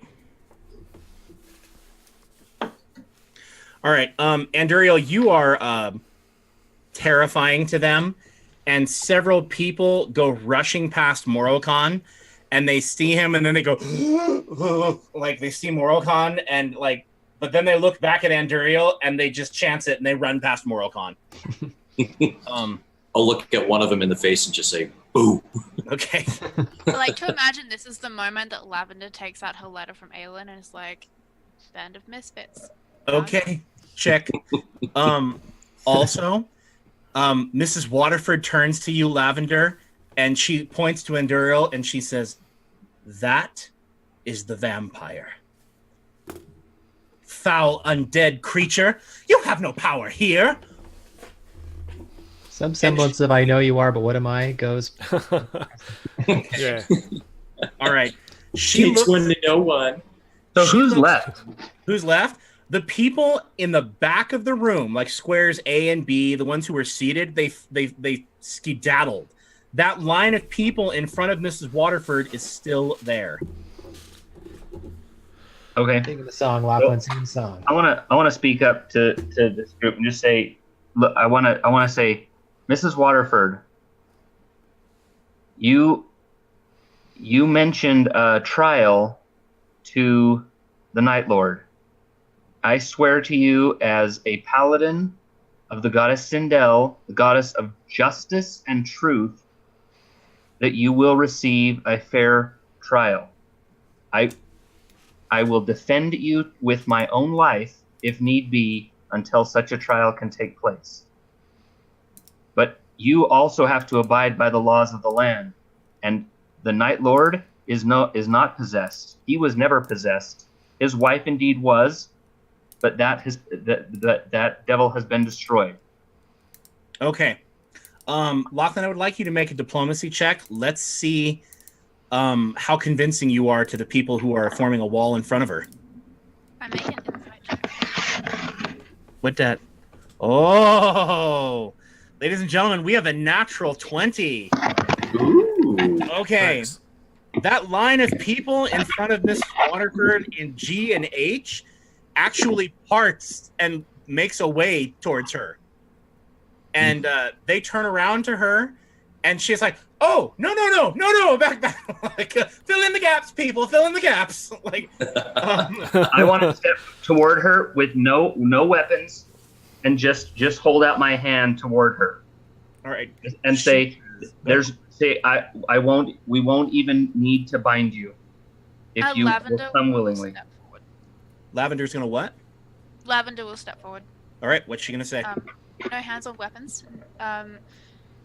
She'll say, I'm visiting here. I've just arrived, but I was asked to come to facilitate a mediation today. I'm interested. What is it you mean by a fair trial? She has been accused of causing the problems that then this organization has claimed to solve, consorting with wicked fae, including the one standing over there on the platform under the hood, and other ilk. He actually waves at you like this, and shakes a bit. I didn't know. Working with chain devils to bind the dead and prevent them from being laid to rest, and poisoning the daughter of the Night Lord, which led and then instructing the court magician to influence the lady of the castle into forging a pact with a devil, which led to her possession. The wizard in question, the court magician in question, is a prisoner within the castle, and but he has seen Mrs. Waterford's journals and has other information about her that presents quite a damning case. So you're telling me that your main evidence against this woman is another man that you've held in a castle for several days and handed him someone's journal? How is anyone to know that it's Miss Waterford's journal? The first evidence we You could have tortured that man. The first evidence we have is that she attacked us with this white-robed man after working alongside Redcaps to destroy a squad of Just Blades. That was our first. And I have apparently evidence that you're under the influence of a vampire. And who are you? I am under. By what authority? What authority? I mean, I'm a priestess of Vahara. But you would choose to take the side of those that have no faith whatsoever, that try to destroy the choose faith of no others? side other than the side of logic. And how are we to claim morality if we charge those that we dislike with no evidence? We have Brother Havernell, who was slain by that man. I point to Abenor, the Abenor Fields. Oh, he's alive. Yeah. Never mind. Yeah. Abenor is standing behind Mrs. Waterford, and he says, "You have no proof of that beyond your own word." And the word of all of my companions, and the word of the 2 surviving priests of Bestera who are in the chapel as we speak. They can all attest to this. Okay, you say that, and Mrs. Waterford interrupts you, and she says, "So, primarily, only the word of priests. Priests! Priests! Yes, Why in the world?" Waterford, we... All right, This she started behavior is talking. concerning. The word of the Night Lord is not good enough. He is not a priest, yet he can attest himself. How about his 8-year-old daughter? Would she not serve as a witness to the atrocities that have taken place in the castle under Mrs. Waterford's direction? A child can be easily led by an angered parent. Apparently so can a priestess. This is ridiculous. I don't know who you are. I don't really care. You're clearly very involved in this situation. You have no rights here. The Night Lord himself will deal out justice. You are some person from who knows where who comes in to mediate something at the request of Mrs. Waterford, who... At the request of another as well. Who claims that we are all possessed, or we... What's the proof there? And we're saying, why does the claim of possession offend you such? I could say that they're possessed. What's the proof there? This is a nonsense argument to claim people are possessed. It's stupid. We are here to arrest Mrs. Waterford on charges that we have evidence for, and we would like to proceed with a fair trial. I have every right to ask what evidence you have. Lavender, Mrs. Waterford turns to you and she says, Do you see? They have only the word of priests, and do you see how wicked he manipulates? He's like a puppeteer. Ms. Waterford, I would advise you not to take issue with the words of priests at a time like this. Forgive me. I think she said all day. If you would like to mediate, then that can be done at the trial. You are welcome to represent Mrs. Waterford and the other charged people in their trial. But just because she thinks that the evidence isn't good enough, or that it's all just our word, the law says, and logic would dictate that we follow the law, that the Night Lord can arrest anyone that he feels is worthy of such an arrest, and he has authorized us. I think you'll find that logic and law don't go hand in hand.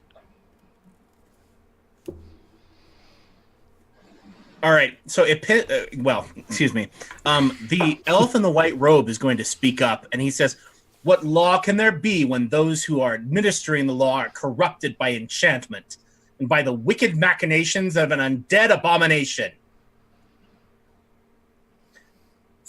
If you really are a priestess, use your divine power to tell if I'm lying, to examine me for any kind of possession or influence, outside influence.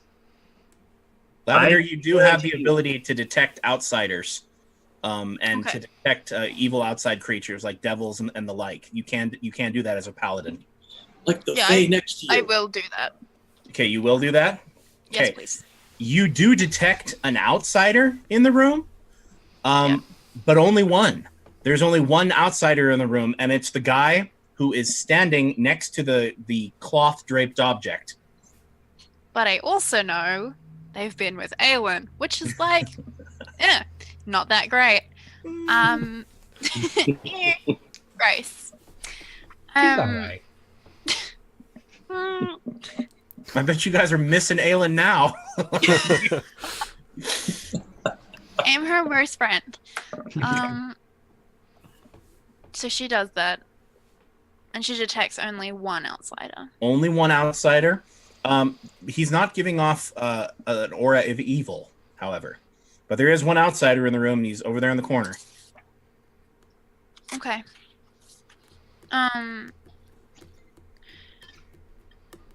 She will extend her hand and say, you can call me Lavender. I would like to mediate, or at least, in some sense, understand the situation better. All right, Mrs. Lavender says, I can have some tables brought in here, we can put on a pot of tea, and we can discuss our differences. This is not the ground for such a trial or a discussion. You are under arrest and will come to the castle where you will face trial. Your arrest is invalid if you've been corrupted by a vampire and by devils. Which I have not. You have no proof of that. You could be possessed. Neither do you, Mrs. Waffle Fries. Where's your proof that you are not influenced by these deadly things? I could be influencing you right now. Ooh. All right. You say that, and the guy under the cloak in the back giggles. Like, and he says, "This is delicious. You humans are..." Sorry. Rude. Yeah. Offensive. Rude. Yeah. Well, not even everybody hears human too, which is why he's like, "There's a dragonborn. There's a half ogre." Did he just assume our humanity? That's he did. Oh. I'm at least half kind of human, maybe. We got an ogre. We got a dragon guy. Yeah, there was an assumption. Okay, so Mrs. Waterford, she says, "Well, I will not consent to be arrested. Your word of your goddess has no meaning to me. I have no faith in your goddess. And I also know the ways of the priests of Sindel. And you disdain the law. Very well. And I will call out, Lord Gable, she is resisting arrest." All right. And I turn to Lavender. I say, Lavender, priestess, if you are truly here to mediate, then you need to convince this woman that she needs to turn herself over immediately, or blood will be spilled. I nod and I assume I've taken a few steps away from Miss Waterford, so I take a few steps back towards her. Okay. I say, "What reason have you to fear arrest?" All right. She says, "There's a vampire. Surely you can sense his foul undead presence." You're unlikely to be locked in the same cell as the vampire. He's not being arrested. Okay. And she says, "But those who are arresting me could very well be under his enchantment." Would I know if that was the case? If they were under his enchantment, you could make an Arcana check to see if you've seen people bewitched before. And while you may not be, are you trained in Arcana? Yeah. You are. You've seen people who have been enchanted. Like, Vahara's priestesses are trained in lots of different forms and schools of magic. So if you make a high enough Arcana check, you can discern whether or not that magic is present in one of them. Let's go dice. Natural 20. Okay.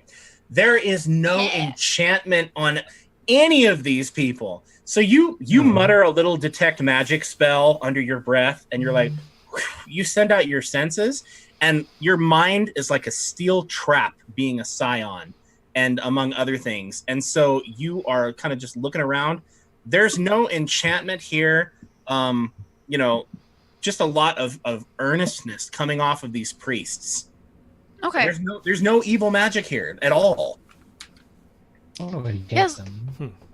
Yet. There's no evil magic yet. Excuse me. But so Lavender looks at Ms. Waterford and she says, "At the moment, there is nothing I can tell you that will calm you. You have no belief in my powers or in my abilities. In fact, you have no belief in anyone's. So if anything, you only believe in claims that you make, which is my concern with your kind all along." Okay, Mrs. Waterford heaves a big sigh. The elf in the white robe is shaking his head, and Dr. Fields just leans on his cane and drops his head. They're done with the logic of Vahara. All right, Mrs. Waterford looks at you and she says, "How disappointing. I anticipated that you would be a much more efficient shield and protection. However, it appears that things have gone beyond the control of civility. Very well." And then she calls out to the crowd and she says, "Solid. She hates your logic now. Okay. Yeah. She says, she says, "You've seen what it's come to. I hate to do this, but I am going to have to take the Night Lord into custody and arrest all of these men. I'm going to have to take martial law control over Winter Run. I knew it would come to this. I knew I would have no other choice. Arrest them." Morocom bellows a really big laugh at that. Okay. All right. And she says, "Fear not, the faith of man are with you."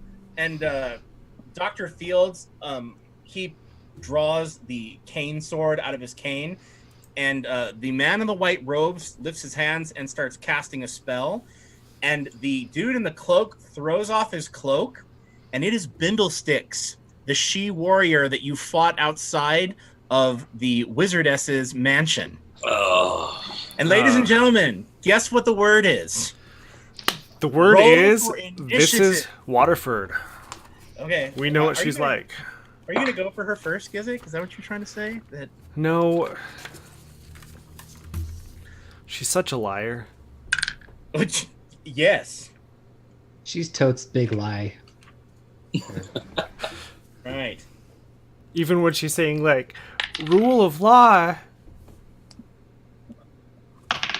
Oh, initiative. Upset the ogre. Come now. Okay, I rolled a 13. Sorry.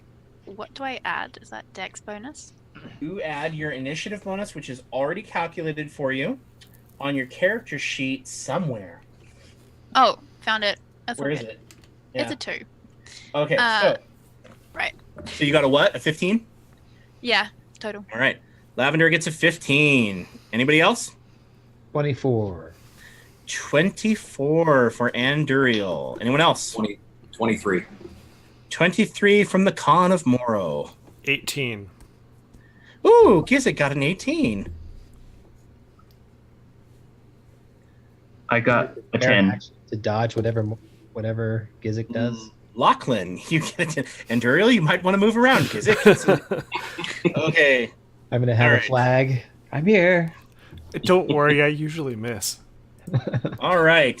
Where's the Night Lord by chance? The Night Lord's still in the hallway. He's still outside? Okay. It's like, And I this will is taking a mention, while. it's awfully strange that the Night Lord hasn't come in here. Yes, it is. Just saying. It's very strange to you that the Night Lord's not come in here. All right. Don't need that. So where are the 2 Just Blades at? They're still in the room. Ooh. Well, there are some crappy rolls here all around. But they're like the best Just Blades, like the elite, super elite Just Blades. Like we got the best ones in there with us. They might Like be. the newest recruits. Like they've done so training for like 3 You days. mean like Sir Wendell Pembleton? No, please, sir. Wendell can't be there. Okay. I have sword. Ah. All right. Dr. Avenor and this dude, 20.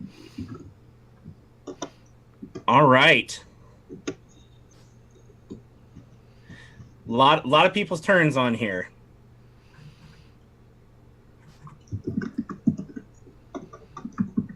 That's Okay. real quick. Okay, I will tell you the 2 Just Blades who are in the room. They are in squares G15 and G16. All the way at the top, Anduriel, my friend, in initiative, it is your turn first. Oh wow. All right, so here we find ourselves. I'm shocked we wound up here. Just shocked. How did it come to this, everybody? I don't know what. If I were you, I'd blame Lavender. That's who I'd blame. I mean, Anduriel Blame just the guest. takes his Yeah. turn to examine his life choices that brought him to this moment. okay. No, that's not what he does. Yeah, blame the guest. She's right. Poor Lulu. She's like. I deserve it. All right, Anduriel, what are you doing? I have more history with Bindlesticks than I do with Mrs. Waterfries there. So he's gonna try and attack Bindlesticks. Okay.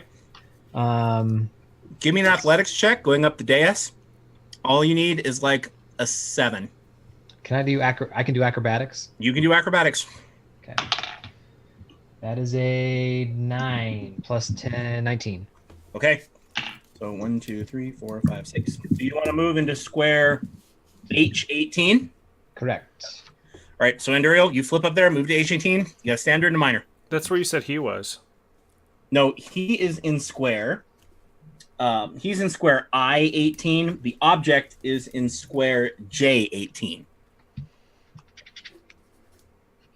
Okay. All right. Anduriel is just going to. We're just going to do a. What we're going to do. He's going to do a standard weapon of divine protection, but he's going to use the Leviathan's tooth. Oh, poor Leviathan's tooth. Poor Leviathan's tooth. So this is versus fortitude, or no, this is versus the just AC. Yep. And that is an 18. His AC, unfortunately, is a 19. But remember, you get to roll twice. I'm going to use my ring, and I'm going to roll a second time. I roll a second time. Roll a second time. That is a 12 plus 10, so 22. That's more than enough. You got him. Okay. So let me roll damage here, and then I'll explain how it all goes down. 1d6. Nope.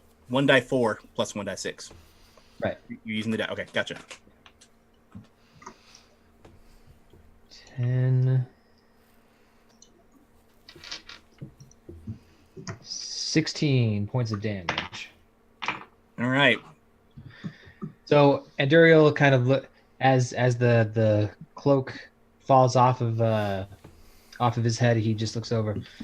Bindle sticks. Ah! And he's just furious. And so he runs to the dais and does one of those like little whoosh, flips right up on there. Runs over with the Leviathan's tooth, pulls it out, and whoosh, smacks it right onto Bindlestick's chest. Okay. You stab into his chest. Are you activating the magic of the dagger or no? Yes. Okay. Lavender. This is a really unpleasant scenario given where Anduriel is. It's pretty awkward. Oh my gosh. We're just blades. Okay. Lavender, you get pushed back 2 squares into 14I. Okay. Thank Lavender, you go tripping over the chairs. I need you to make an acrobatics or an athletics check to see if you fall down. Acrobatics or athletics. Okay. Whichever is higher. Let's take athletics. So 9 plus 6. At least a 15. So, Yeah. okay. All right. So, Lavender, you get shoved backwards. You also shove Mrs. Waterford out of the way. However, Mrs. Waterford is more than capable enough of moving with it. And she is also in that square. She moves to square I-13. Let's see. So that would be Lavender. And the elf in the white robe cannot move back any further, so he's squished into the wall. Bindlesticks cannot move any further. He's squished into the wall.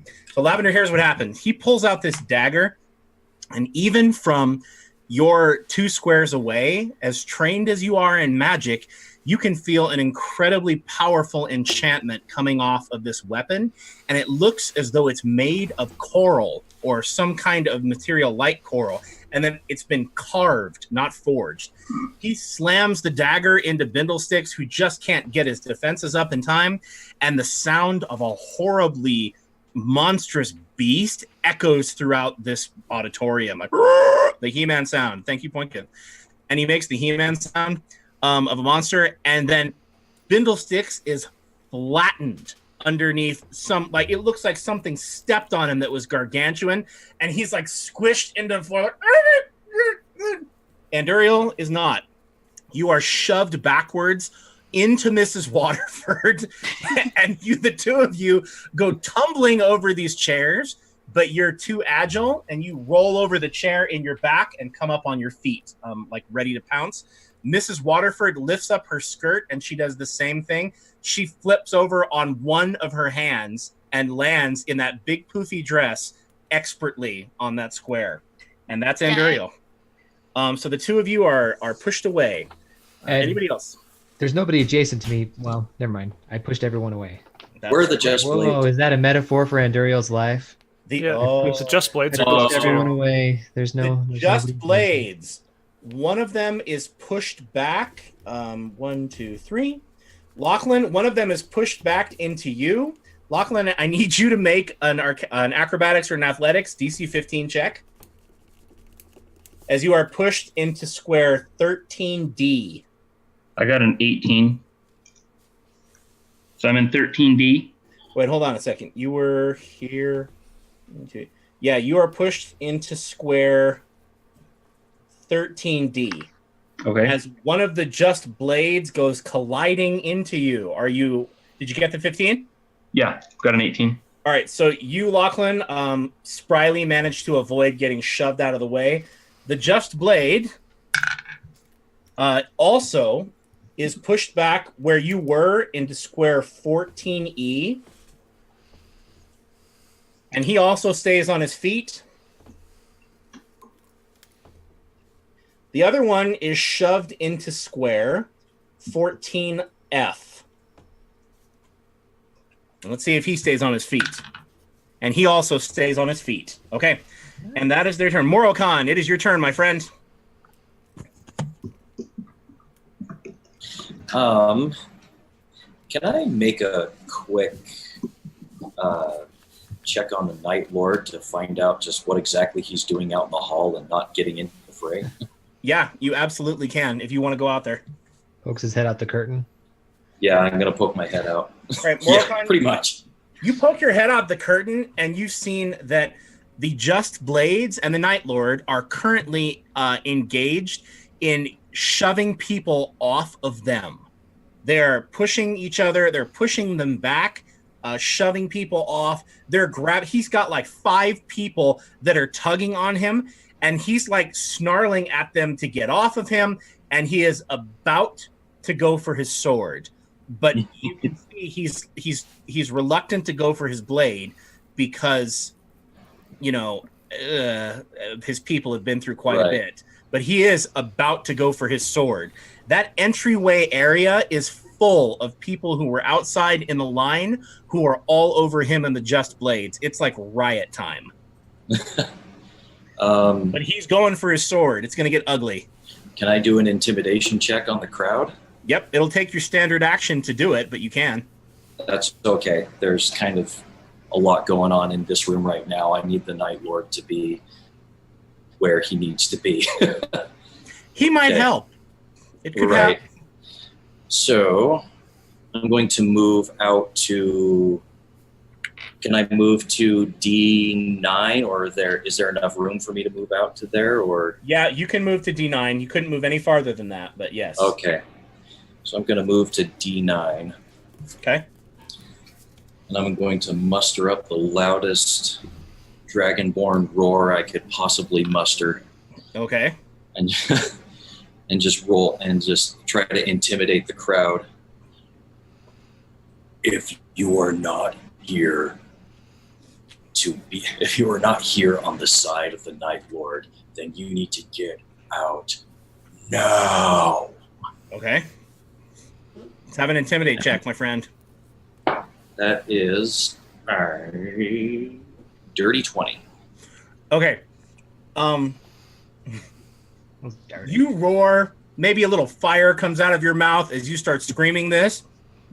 And some lady looks up at you and she's like, ah! And she goes running into somebody else.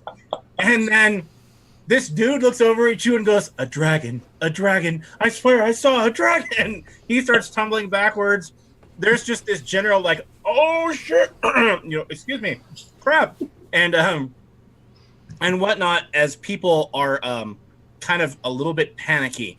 Not necessarily over the fact that you're getting tough with them, but you're a dragon.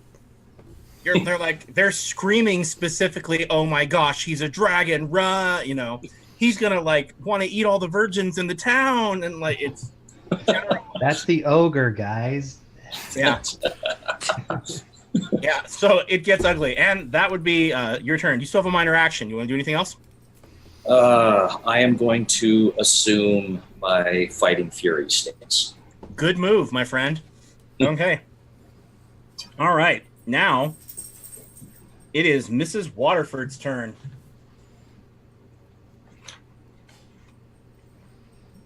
Okay, and Mrs. Waterford is so annoyed. This is not the morning that she had planned. They were going to go on a nice tour of the city. I mean, it was going to be local wine. It was going to be great. Lavender, she looks over at you. Oh boy. And she pulls from out of her bra a switchblade, and she goes, and she flicks it out, and then she smashes a tiny green vial on it and pours liquid, and she goes to cut you with this little razor. One heck of a bra. Yeah. Go straight to cutting people. What is your AC, Lavender? 18. 18. Well, she got a 22. So She's gonna hit. Yeah. Unless there's anything anybody can do to help, she's gonna cut on some lavender. She's gonna cut herself a nice sprig of lavender, and that's what she's gonna do. Yeah, I don't see anything that you could do to avoid it. So here we go. All right, lavender, 5 plus 6. You take 11 points of cutting damage. Ouch. And a poison attack hits you, and it misses. Lavender, your fortitude is bigger than a 6, I'm assuming. Yeah. So yeah, she poisons you, but you fight it off. So she does 11 points of damage. She cuts you with this razor like across the arm, and she goes, "Useless little chit! I knew you were a waste of time, just like Aelin." And she cuts into you. I'm just like, I can't believe I was just compared to Aelin. If that's the thing that offends you the most, not the cut. That's the worst. Okay, that is Mrs. Waterford's standard action. With her minor action, she is going to begin singing a song to give Bindlesticks inspiration. Are we fighting a bard? You might be. Mrs. Waterford? Oh, yeah. She's a big bard. A big one. Ours is bigger. He's the biggest bard. Okay. So she starts singing a song, really kind of a nasty little ballad about people getting their just desserts, and sticking it to them and getting revenge on your enemies. It sounds like the kind of ballad that would be composed in the Underdark, But she sings that, and Bindlesticks starts laughing like hysterically, like even underneath the pressure of the Leviathan's tooth. He's like just giggling madly. And Duriel, you also feel the temptation to giggle at the song. Oh, poop. And Aelin, she is going to stay right on you because... Aelin? Excuse me, Lavender. Oh, sorry. No. Disgusting. Flip the table. It's like Lavender, she's staying right on you with that knife. Ouch. She's swinging at you with that razor blade going, "We don't want you casting any spells, do we now, you little witch?" And that's what she's doing. And now it would be the man in the white robe's turn. Anduriel, you have made a nuisance of yourself. For real. Anduriel, what is your fortitude? 27. Anduriel, you are a liar. You are a liar, my friend. And if you tell me not the true number, I 19, I'm sorry. 19. Okay. He has a +5, so he does need a 14. He hit. Okay. He got a 17 + 5 is 22. Right. Duriel, the man casts drowning affliction on you, which is going to do some unpleasant damage, and it's going to hurt. Now, I will also mention, this is the exact same spell that Epistivus cast on you last time, but this guy doesn't look anything like Epistivus other than his clothes and his race. So he does 13 + 8. He does 21 points of damage, and you have ongoing damage 5. So Anduriel, he casts his spells and lifts his lifts his hands, and he's chanting. And as he lifts his hand each time, water starts rising around you. You're actually lifted off your feet in like this little bubble of water, and then it starts forcing its way in every orifice of your body. It comes up your nose, it comes down your throat, comes in your ears, painfully so, comes in other places. It's everywhere. There's water around you, and you're in a bad way, Anduriel.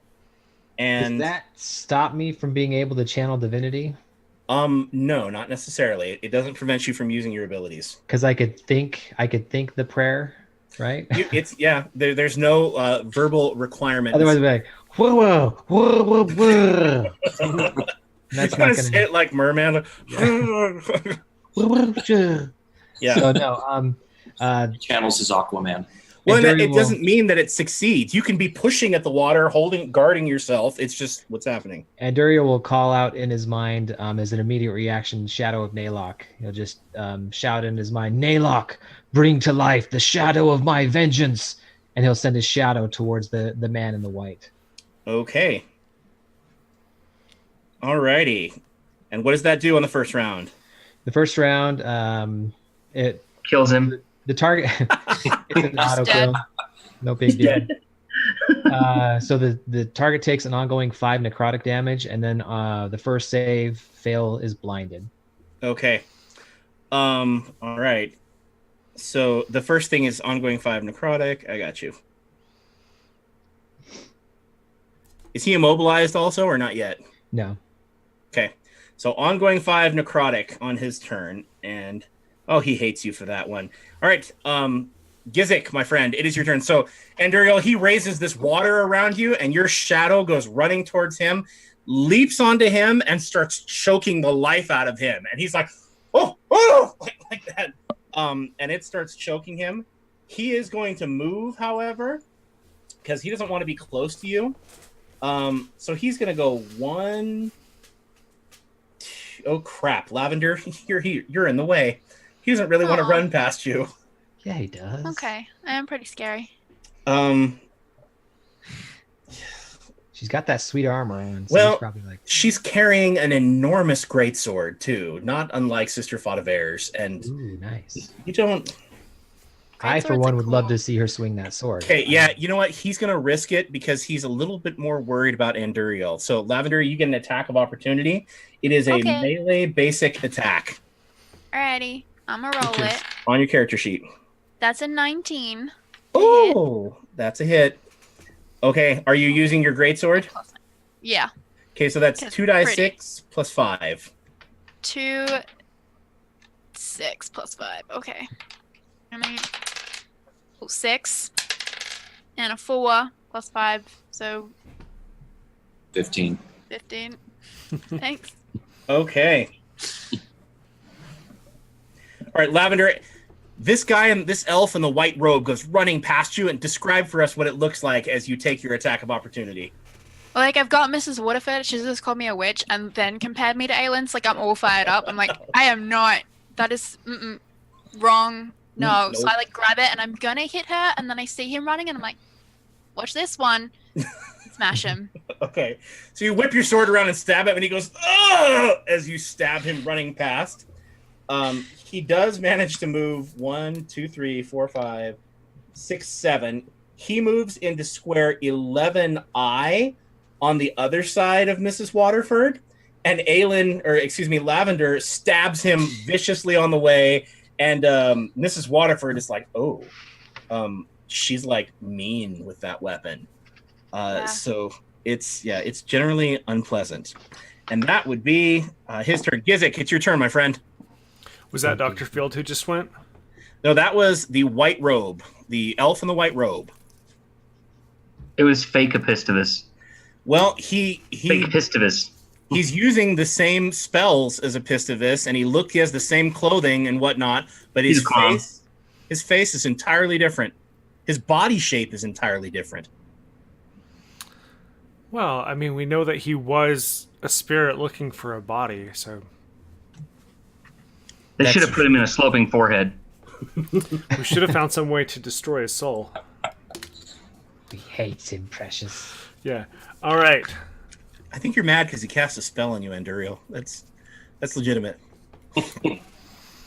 All right, so I'll say, Mrs. Waterford, I don't fall under other spells. They fall under mine. Trained Bewitcher. Where? Yeah, that roll doesn't count. Can I roll again? I didn't see you roll. If the roll doesn't count, of course you can roll again. I didn't hear you roll, so. Well, I rolled a 1, so. Oh, poop. You're the worst Bewitcher ever. I know, right? I will miss Lavender feels every sorry. roll until I get like an auto kill on Andrew. Even though he's a Second witch, try. Lavender is like, you can try again. Pick up your pencil. Come on. You should have It's aimed okay. the Just think bewitching about at it. me. You would have hit him. Okay. Gizik, you still have a minor and a move. You stand where you are? Or a move and a standard. Excuse me, Yeah, the move and standard. I'm going to attack with Sap the Soul, hit 12I, which should hit Waterford and Pistovus. There you go. Okay. So this 12I. is versus Fortitude on Fake Epistovus. You can put it in J13 and hit all 3 of them in Lavender if you want. But maybe you don't want to hit Lavender. I don't know. You usually... Yeah, maybe you don't want to attack the guest. No, yeah, I didn't want to attack Lavender. She seems to be confused, not necessarily an enemy. Actually, I think now she's just everything. pissed. I think she's just pissed off now. Yeah. Okay, But, you Go know, for it. Waterford's attacking her, so that's I don't true. necessarily want to. So that was a She didn't just 22. attack her, she knifed her. Mhm. Okay, That that was hits a Mrs. 22 Water. against Fake Epistovus and Okay. 28 against Waterford. Okay, hit. So this will do massive damage. Big money. 5. 5. But you get temporary hit points, right? I do, which is why I like that attack. All right. Well, he does not like that. No, he does not. So after I completely fail to bewitch her, I lift my hand up and just life energy comes flowing out of them into me. All right. It's this beam of red mist. Okay, that was the Gizik's turn. Mrs. Waterford has been damaged. She's not happy about that. About time. Okay, that was the Gizik. Now it is Dr. Fields. Dr. Fields is really irritated with that Gizik, and he decides to let you and both of those Just Blades and Lachlan know how he feels about that. He is going to cast Malignant Harvest. What's your reflex, Gizik? 13. That's a hit. And Lachlan, what's your reflex? 18. And that's a miss. Okay. So, hit and a miss. Gizik, my friend, you take 8 plus 6. You take 14 points of poison damage. Oof. And he misses the first Just Blade and hits the second one. All right, Gizik, you take that much damage, and that area is treated as a threatened area until the end of his next turn. Anyone that moves through or out of the area is subject to his Entangle spell. So that would be a square that he dropped in Gizik's square, you guys. Gizik is in 13E, and every square around or touching Gizik is now a brambling mass of overgrowth. There are corn husks that are up there. There's vines. It's just a mass of growth that came out of nowhere, and cool. it's choking. Some of the corn stalks have stabbed into the Just Blades and Gizik, and it's just an ugly situation. And you feel yourself poisoned by this attack, and that is Dr. Fields' turn. Where is Poison he? like corn? He is in square 14J, and there's a 14K, I think, right? No, he is in 14J, Or, right never above mind, level. you're right, Jay. But he's gonna shift over into square 15J because he doesn't want to be near Lavender. Not with that enormous sword that she's got. Can he do that with the dagger thing going off? Ooh, that is a good point. Leviathan's tooth is kind of blocking everything that's over there. You're right. He can't. So he is gonna stay right where he is. He can try and then get shoved back. No, there's nothing he can do about that. Nope. Okay, that is his turn. So that is it. All right, Lavender, it is your turn, my dear. Okay. All You right. are surrounded by enemies. It's a good time having a party. It is. How It's I make great. friends. I'd like to do 20. Divine Challenge on Mrs. Waterford. Okay. So I mark the target. Do I need to roll? Nope. You automatically mark it. So how do you challenge her? What do you say? I point my blade at her Mhm. and I nod, and that's it. Just like a silent challenge. Okay. Mrs. She knows what's Waterford. up. Mrs. Waterford knows what's up. Okay. She All right. gets it. All right, that's your minor. So you have engaged Mrs. Waterford. Now what? Standard and a Now move. I would like to Valiant Strike her.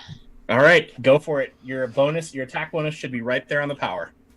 Yes. Attack bonus is +9. So 14 plus 9. So that's at 21. Okay, that is more than enough to hit. Mrs. Waterford's not wearing amazing armor, shall we say? That Okay, poofy dress. 1d10 plus 5. That poofy dress not. is not protecting her. It's not that great. It's not that great. Okay, that's a 5 plus Okay. 5 damage, so a 10 in total. All right. So Valiant Strike. What else does it do? It is sorry. Valiant Strike is Strength vs AC. You got Gain a bonus to the attack roll it. Okay. equal to the number of enemies adjacent to you. All right. So you more than got what you needed to hit her.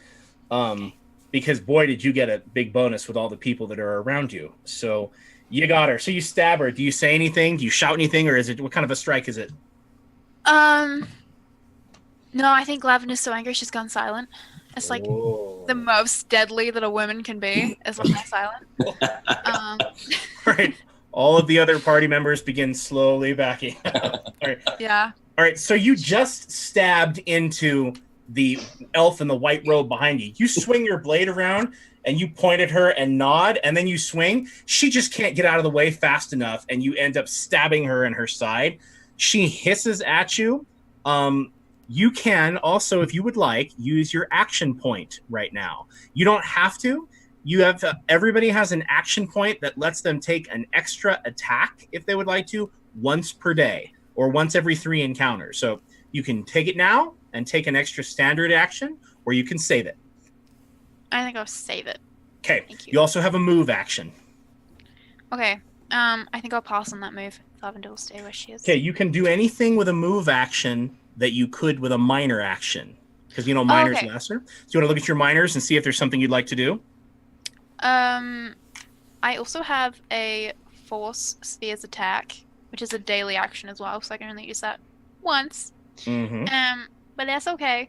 I'm gonna use it. Okay. So it's a ranged one, so I can attack intelligence versus reflex. That's right.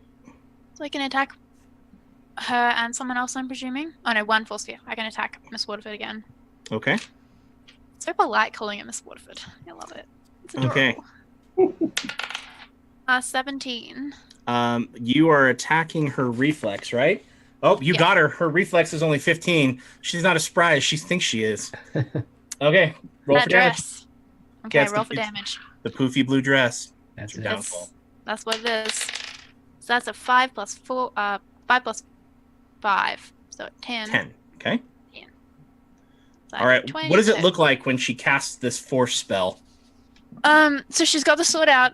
She pulls it back quickly and throws out one hand towards her, and this giant, almost see-through orb is thrust at her.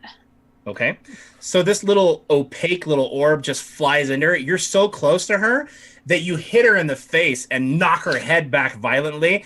And she's coming in for a thing. You're like, no. She goes like that. Her hat flies off. It's just the whole thing. It's great.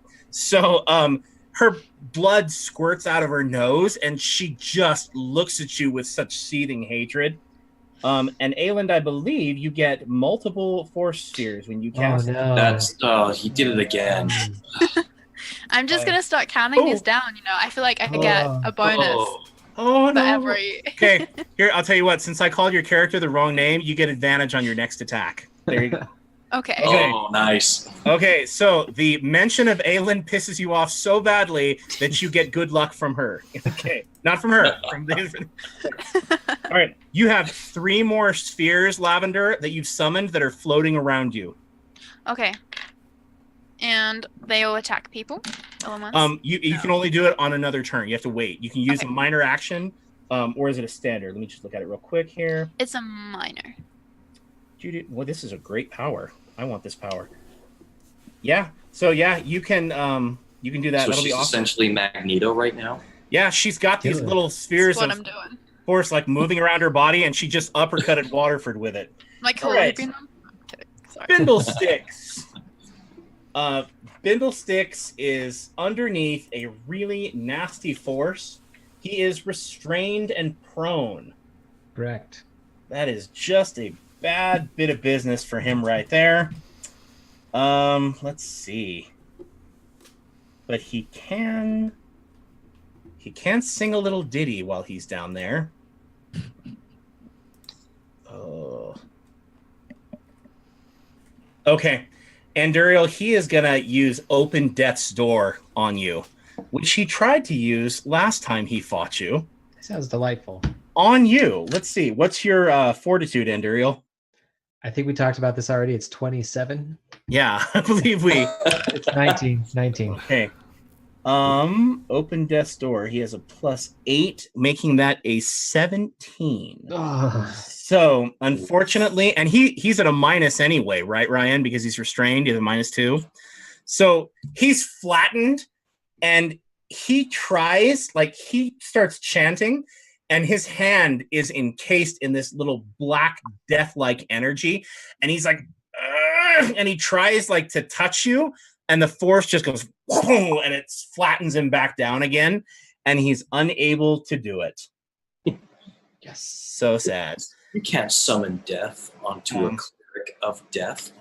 But he tried, and that's important. All right, Lachlan, it's your turn, my friend. Oh, well, you're in a cherry area, Lachlan. You're also in Dr. Abenor's spell field. Is that thing gonna hurt me if I just stay there? If you try to stay there, no, it will not. If you try to move out, the corn and the vines are coming for you. It'll be not corn. Yeah, there's nothing deadlier than magic corn. Yeah, No, I'm allergic to corn. Oh, it's ugly. It's mean corn too. Yeah. It's like corn. It's corn that it goes whap. The heavy part comes down and hits you in the face. It's just, and it does poison damage. So it's poisonous mean corn. Poinkett is gonna have a field day with this. Okay. So am I right in that Mrs. Waterford is right next to Epistivus, or fake Pistivus?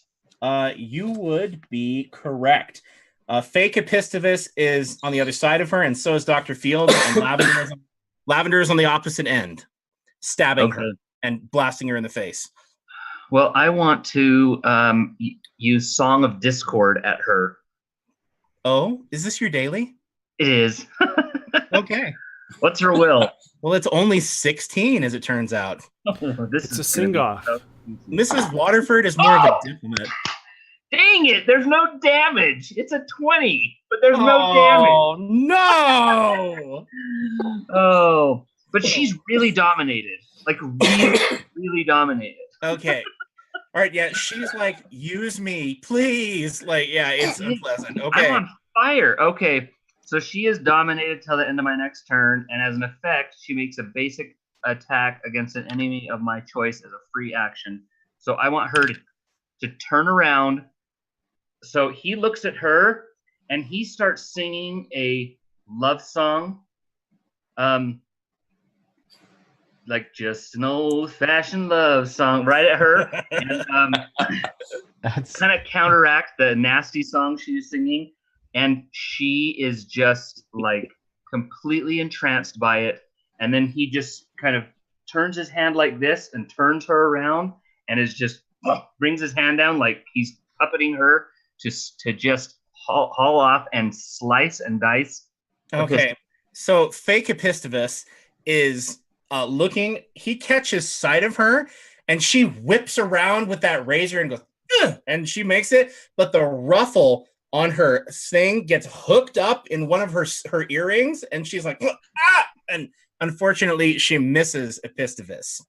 Well, she's still dominated, so I'll get to try that again on her turn.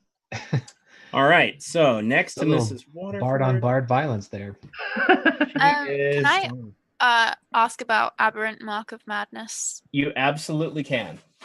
Right now, and if that would have worked with the Force of Spheres? Yes, it does. Any daily that you use, it works with. So now she has a -2 to her will until the end of your next turn, right?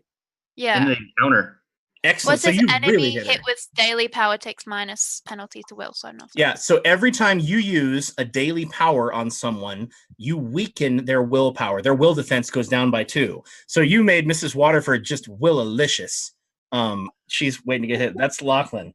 Okay, Morocon. Hang on, I'm going to use Virtue on myself because I just think I'm going to get hit at some point. Really? Yeah. What in the world makes you think that? That's weird. And isn't somebody pretty hurt? Anduriel just took the banana in the tailpipe, as Eddie Murphy would say. Yeah. So I'm drowning. There's no bananas involved. It's mostly water. Mostly, yeah. Anduriel is drowning indoors. It's quite Same impressive. principle.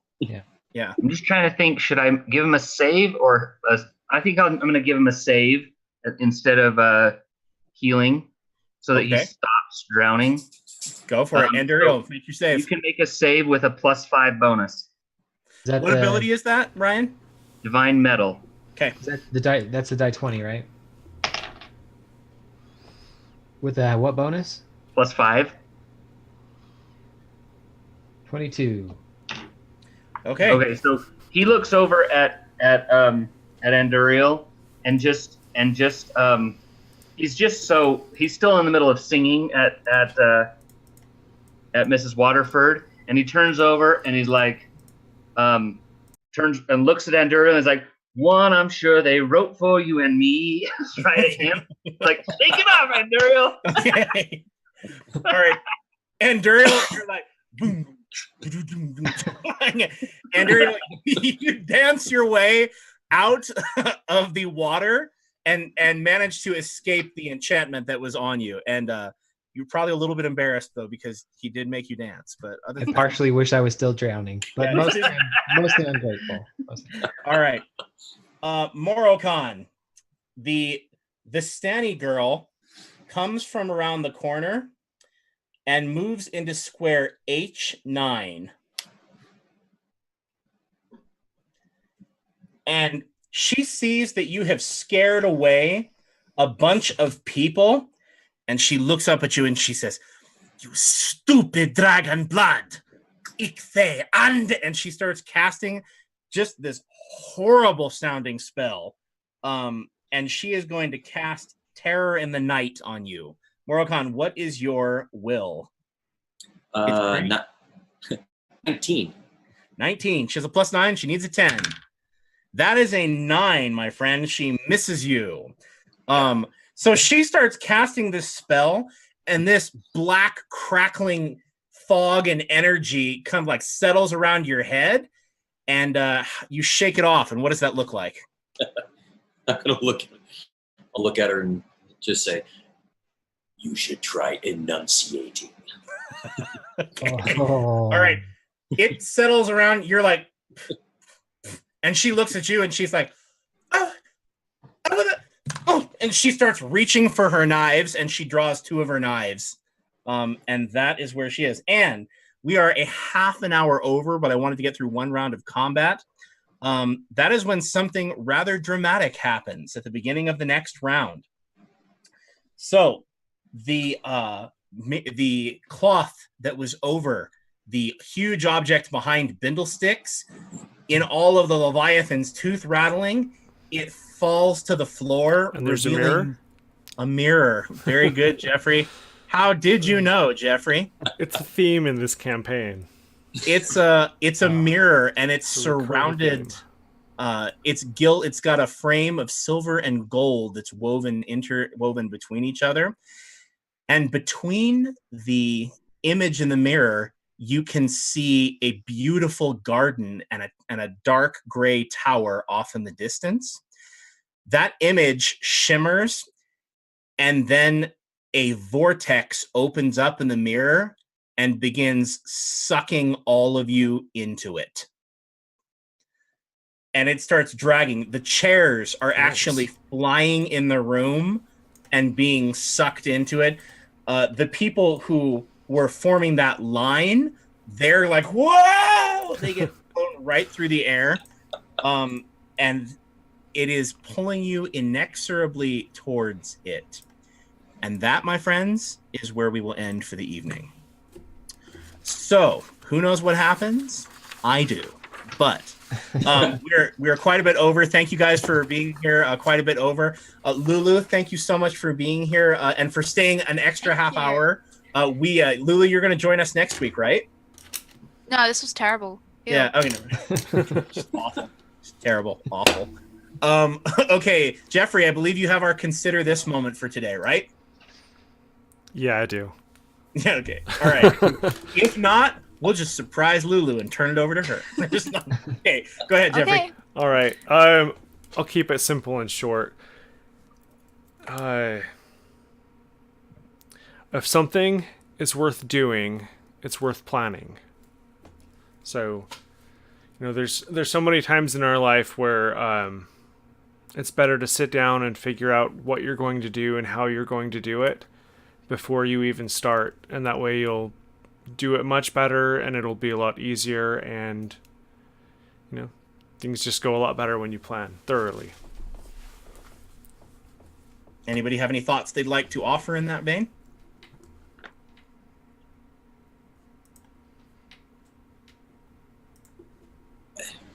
Do you disagree with Jeffrey? You're like, that's a stupid idea. I hate that. Like, planning is horrible. Let's roll initiative.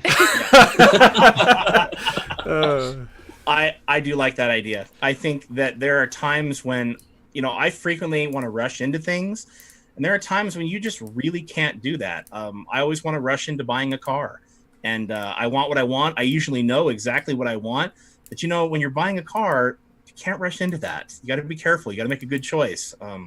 And when I'm buying a computer, I'm the same way. I'm like, my computer broke. I want my computer. I want it to function now. But you end up with the short end of the stick if you don't plan things like that out. I think it's a great thought. You want new bookshelves, and you start by just nailing random boards to the wall until it kind of looks like what you want. Don't throw away those IKEA instructions. Got to build them right. I think you strike a balance though between making sure you plan out thoroughly, like Jeff was saying, and also avoiding becoming so overwhelmed with the planning process that you never actually get to what you're trying to do. And so it's that balance, but it's achievable. And like, I love what Jeff said, if it's worth doing, it's worth planning out and make sure you do it right. Yeah. And it's always nice to plan things and, figure out why things won't work instead of just jumping in and getting halfway done and saying this doesn't work at all and throwing it all out and starting over again.